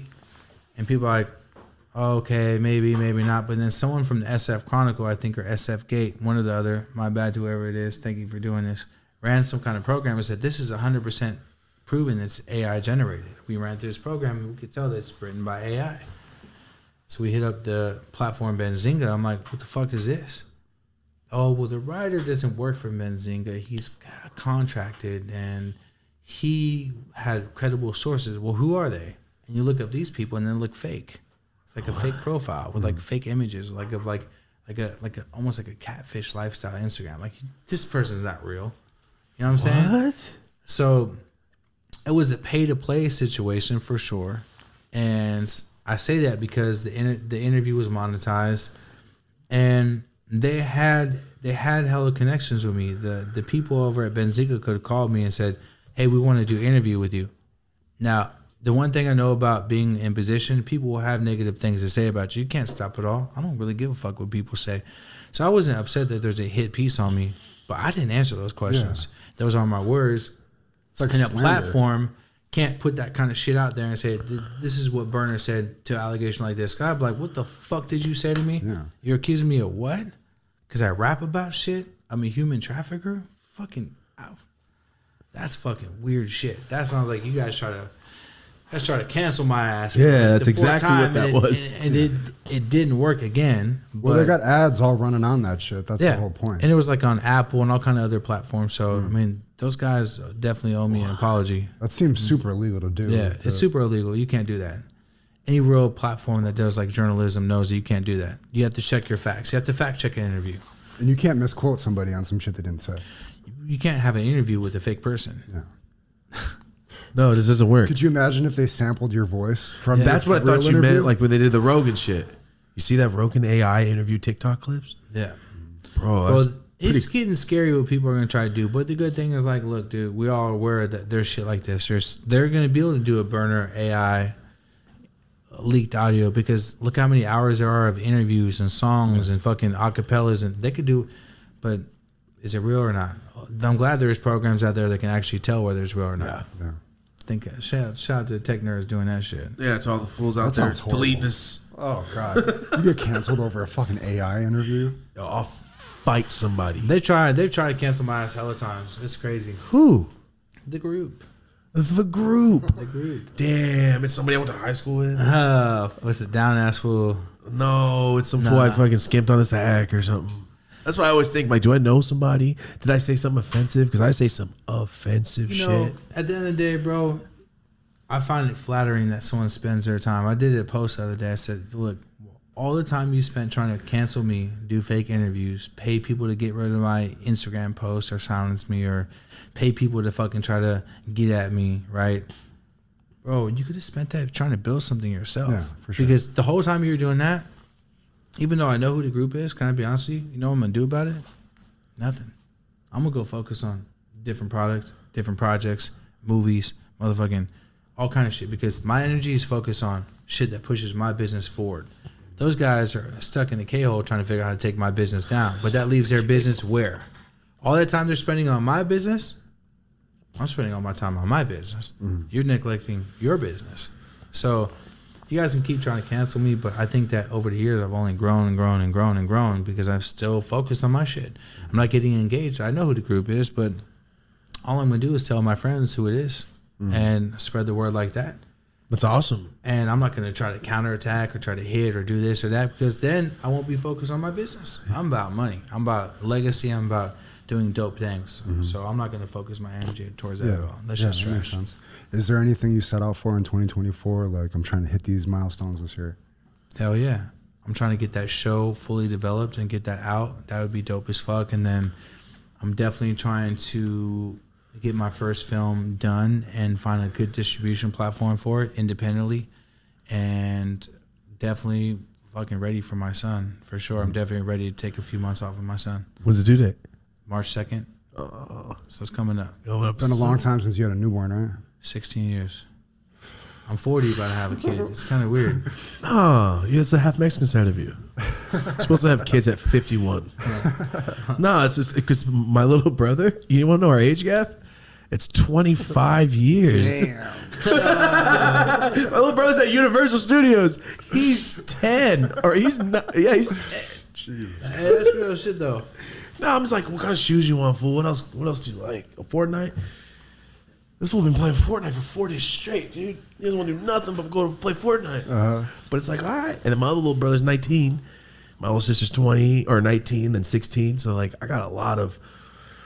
What do you need, fool? Like, what do we got to do? Like, it's That's a lot crazy. of that. 25 years makes me feel better. My 16 years is making me feel wild, but 25 years is that's 25. My uncle to my Damn. dad is 24. crazy. It's that they just like, yo, you want to have a baby? Take 15 years off, and you know what? We're bored right now. Let's fucking have another kid. That's hella funny. It's the truest thing. All you out there go, yeah, my brother's 19 years older than me. Exactly. That's good though. That's the way it happens. Kids are good. It's a good balance, bro. Honestly, 2024, bro, I really want to focus on the film shit. I'm having fun with it. And I wrote my first script with my boy, and it taught me a lot. I pretty much put myself through film school just by the FX situation and this. I'm learning a lot about writing, and I always have other ideas. I just never knew how to put it on paper, but now I know how to. So Yeah. It's like it's the like pinnacle for a creative person, I think, because it's music, it's the whole graphical elements of everything, it's art, it's story, it's video, it's everything combined when you're doing something from that scope. yeah, even like the movie in Montana, Flathead. I'm not going to talk about it too much, but Flathead is about to be dope. It's going to be a good horror film. Like the horror films have all been really shitty. They're all the same. So little kids like looking nervous and like see something that someone else doesn't see, or like fucking there's some fucking haunted ghost or some. I'm gonna do like a fucking reality fucking slasher, dog, like some Son of Sam shit, but like way more graphic, some real shit that could actually really happen. You know. So, I'm with it. I love super extra graphic. I'm anti. I'm just trying to laugh. Scary movies fuck with me. Like, I can't do them, man. I'm the only one that doesn't go to Hollywood Horror Nights. We're missing graphic film right now. Like even like the film I'm doing, like it's kind of edgy, bro. Like Splash City's a little edgy. Even like the language, like people are like, oh man, they're saying this and that. I'm like, bro, that's what it really is, though. Like, what are we gonna keep sugarcoating shit? Like, we need a more men's society kind of vibe. We need like It's like a kids. Yeah, it's like on some kids shit. Nah, really, Splash City's Like like gritty. It's like New Jersey Drive meets fucking Juice. Honestly, Let's go. That's what that is. Splash. Nice. New Jersey Drive and Paper Soldiers, most slept on. East He's Coast movies of all constant. time. You ever watch Paper I Soldiers got it yet? on DVD still at the house. Paper Soldiers. What is that one? Kevin Hart, Charlie Murphy, Beanie Siegel. I've never seen it. Oh man, go watch that. Preaches. one. I Kevin still Hart's haven't first watched movie. it. I'm watching it tonight. Yeah, sorry. yeah. What's So on fucking Amazon fun. Prime or what? I don't even know. I got the shit still on DVD. Marty Rock CDs, bro. Shit, bro. Well, I got Blood In, Blood Out on DVD, so we need to swap real quick or something. If I You need still to haven't watch. watched Blood In Blood Out. That's one thing you need to watch. It's great. As a movie buff, if you haven't seen it, bro, It's great. you're low key playing yourself. Yeah. But a 3-hour movie, man, like it's all right. Yo, I love that shit. Have you watched that the Martin Scorsese, the new one? Killers of Flower Killer Moon. of Flower Moon. You Yeah. watch it? Yeah. I fucked with it. It's I pretty liked good. it a lot. It's a little slow, but it's educational. It's the slowest thing ever, but I was hooked. He's getting slower. Our boy's gotten a little slower. Getting a little older. But that 'Cause- shot in the 'cause fire even was the nicest thing of the year. Even the Irishman was kind of slow too, but it was good. I like the Irishman. Yeah, it was. It was good. I It was watched it. 48 minutes ago, bro. What is that? Yeah. Here we I still watch it though. I still watch it though. I watch it all the time. It was a great movie. Yeah, But I was sitting there smoking joints going, for real? I know. Hell. Killer's kind of dragged on too. And Same thing. I was expecting like a little more, but I was like, this is good though. I'm gonna watch it again this week. It was a good learning experience. Nice. It was. It was a good movie. crazy. Go watch that shit. It was great. It was great. All right. Question. How did you not how. What was it like getting this Forbes cover? Shit, it was like a blessing and a curse. Why? I mean, on one side, every businessman's dream is to be on the cover of Forbes. Yeah. You got multi-billionaires that have way more success than I'll ever have. that didn't make that cover, because the cover is about personality, it's about taste, it's about success, it's about charisma, it's about energy, it's about impact on the world, right? So not everyone checks all those boxes. So it's a huge accomplishment. And you're like, all right, man, I did it. But the curse is that everyone thinks you're just fucking stupid rich and you could just pay for everything and you're answer to everyone's problems. And it was like when Frank Lucas wore the fucking fur coat to the fight, because it's like, all right, now I'm on the cover of Forbes, bro. You got, what do you mean you ain't got it? I need it. Help me. Pay this. Pay that. Help me with this, bro. Bail me out of this, bro. Let me borrow this. It's like it kind of put perception on a whole different level of what success I actually really have. Yeah. My success is like, I'm rich in spirit. I'm rich in like equity, and one day maybe the equity turns into liquid, but right now I'm still building my shit. So People felt entitled to these billions they assumed. they just felt like, man, that fool, back in the day used to work with me. Like a lot of my close friends got bitter, brother. Like it was weird. Like people I used to do business with are like, man, bitch ass motherfucker ain't looking out for everyone. I'm like, hold up, bro. Nothing has changed since this magazine came out. Yeah. My dollar amount is still the same. This is what people are perceived I'm worth, and they actually lowballed it a little bit, if I'm gonna be honest with you. But it's still a lot of money for people to see. Like, oh, what? Oh, I should have been this, or I should have this, or I should have this, or why ain't he doing this for me? It's like, bro, first of all, my overhead is crazy, and second of all, like, I worked and sacrificed all my time and mental health to be where I'm at. All I do is work. I was on the phone the whole way here. I woke up at 7, was on the phone all morning, on the phone the whole way here. But even when I pulled up, I wanted to have him like, what up, fool? But I was like, hollering at my lawyer, turn it off. Like, I worked my ass off. So it was good because it was like a big accomplishment, especially after cancer. It's like, damn, I beat cancer and got Forbes. Like, thank you, God. Wow. Whoever's up there, I love you. My video game player, thank you. Yeah. Good job. Fucking good Whoever's job. trolling me, Truman. Bro, Yeah. thank you, brother. I'm sending one up there in the air for you right now. Smoke.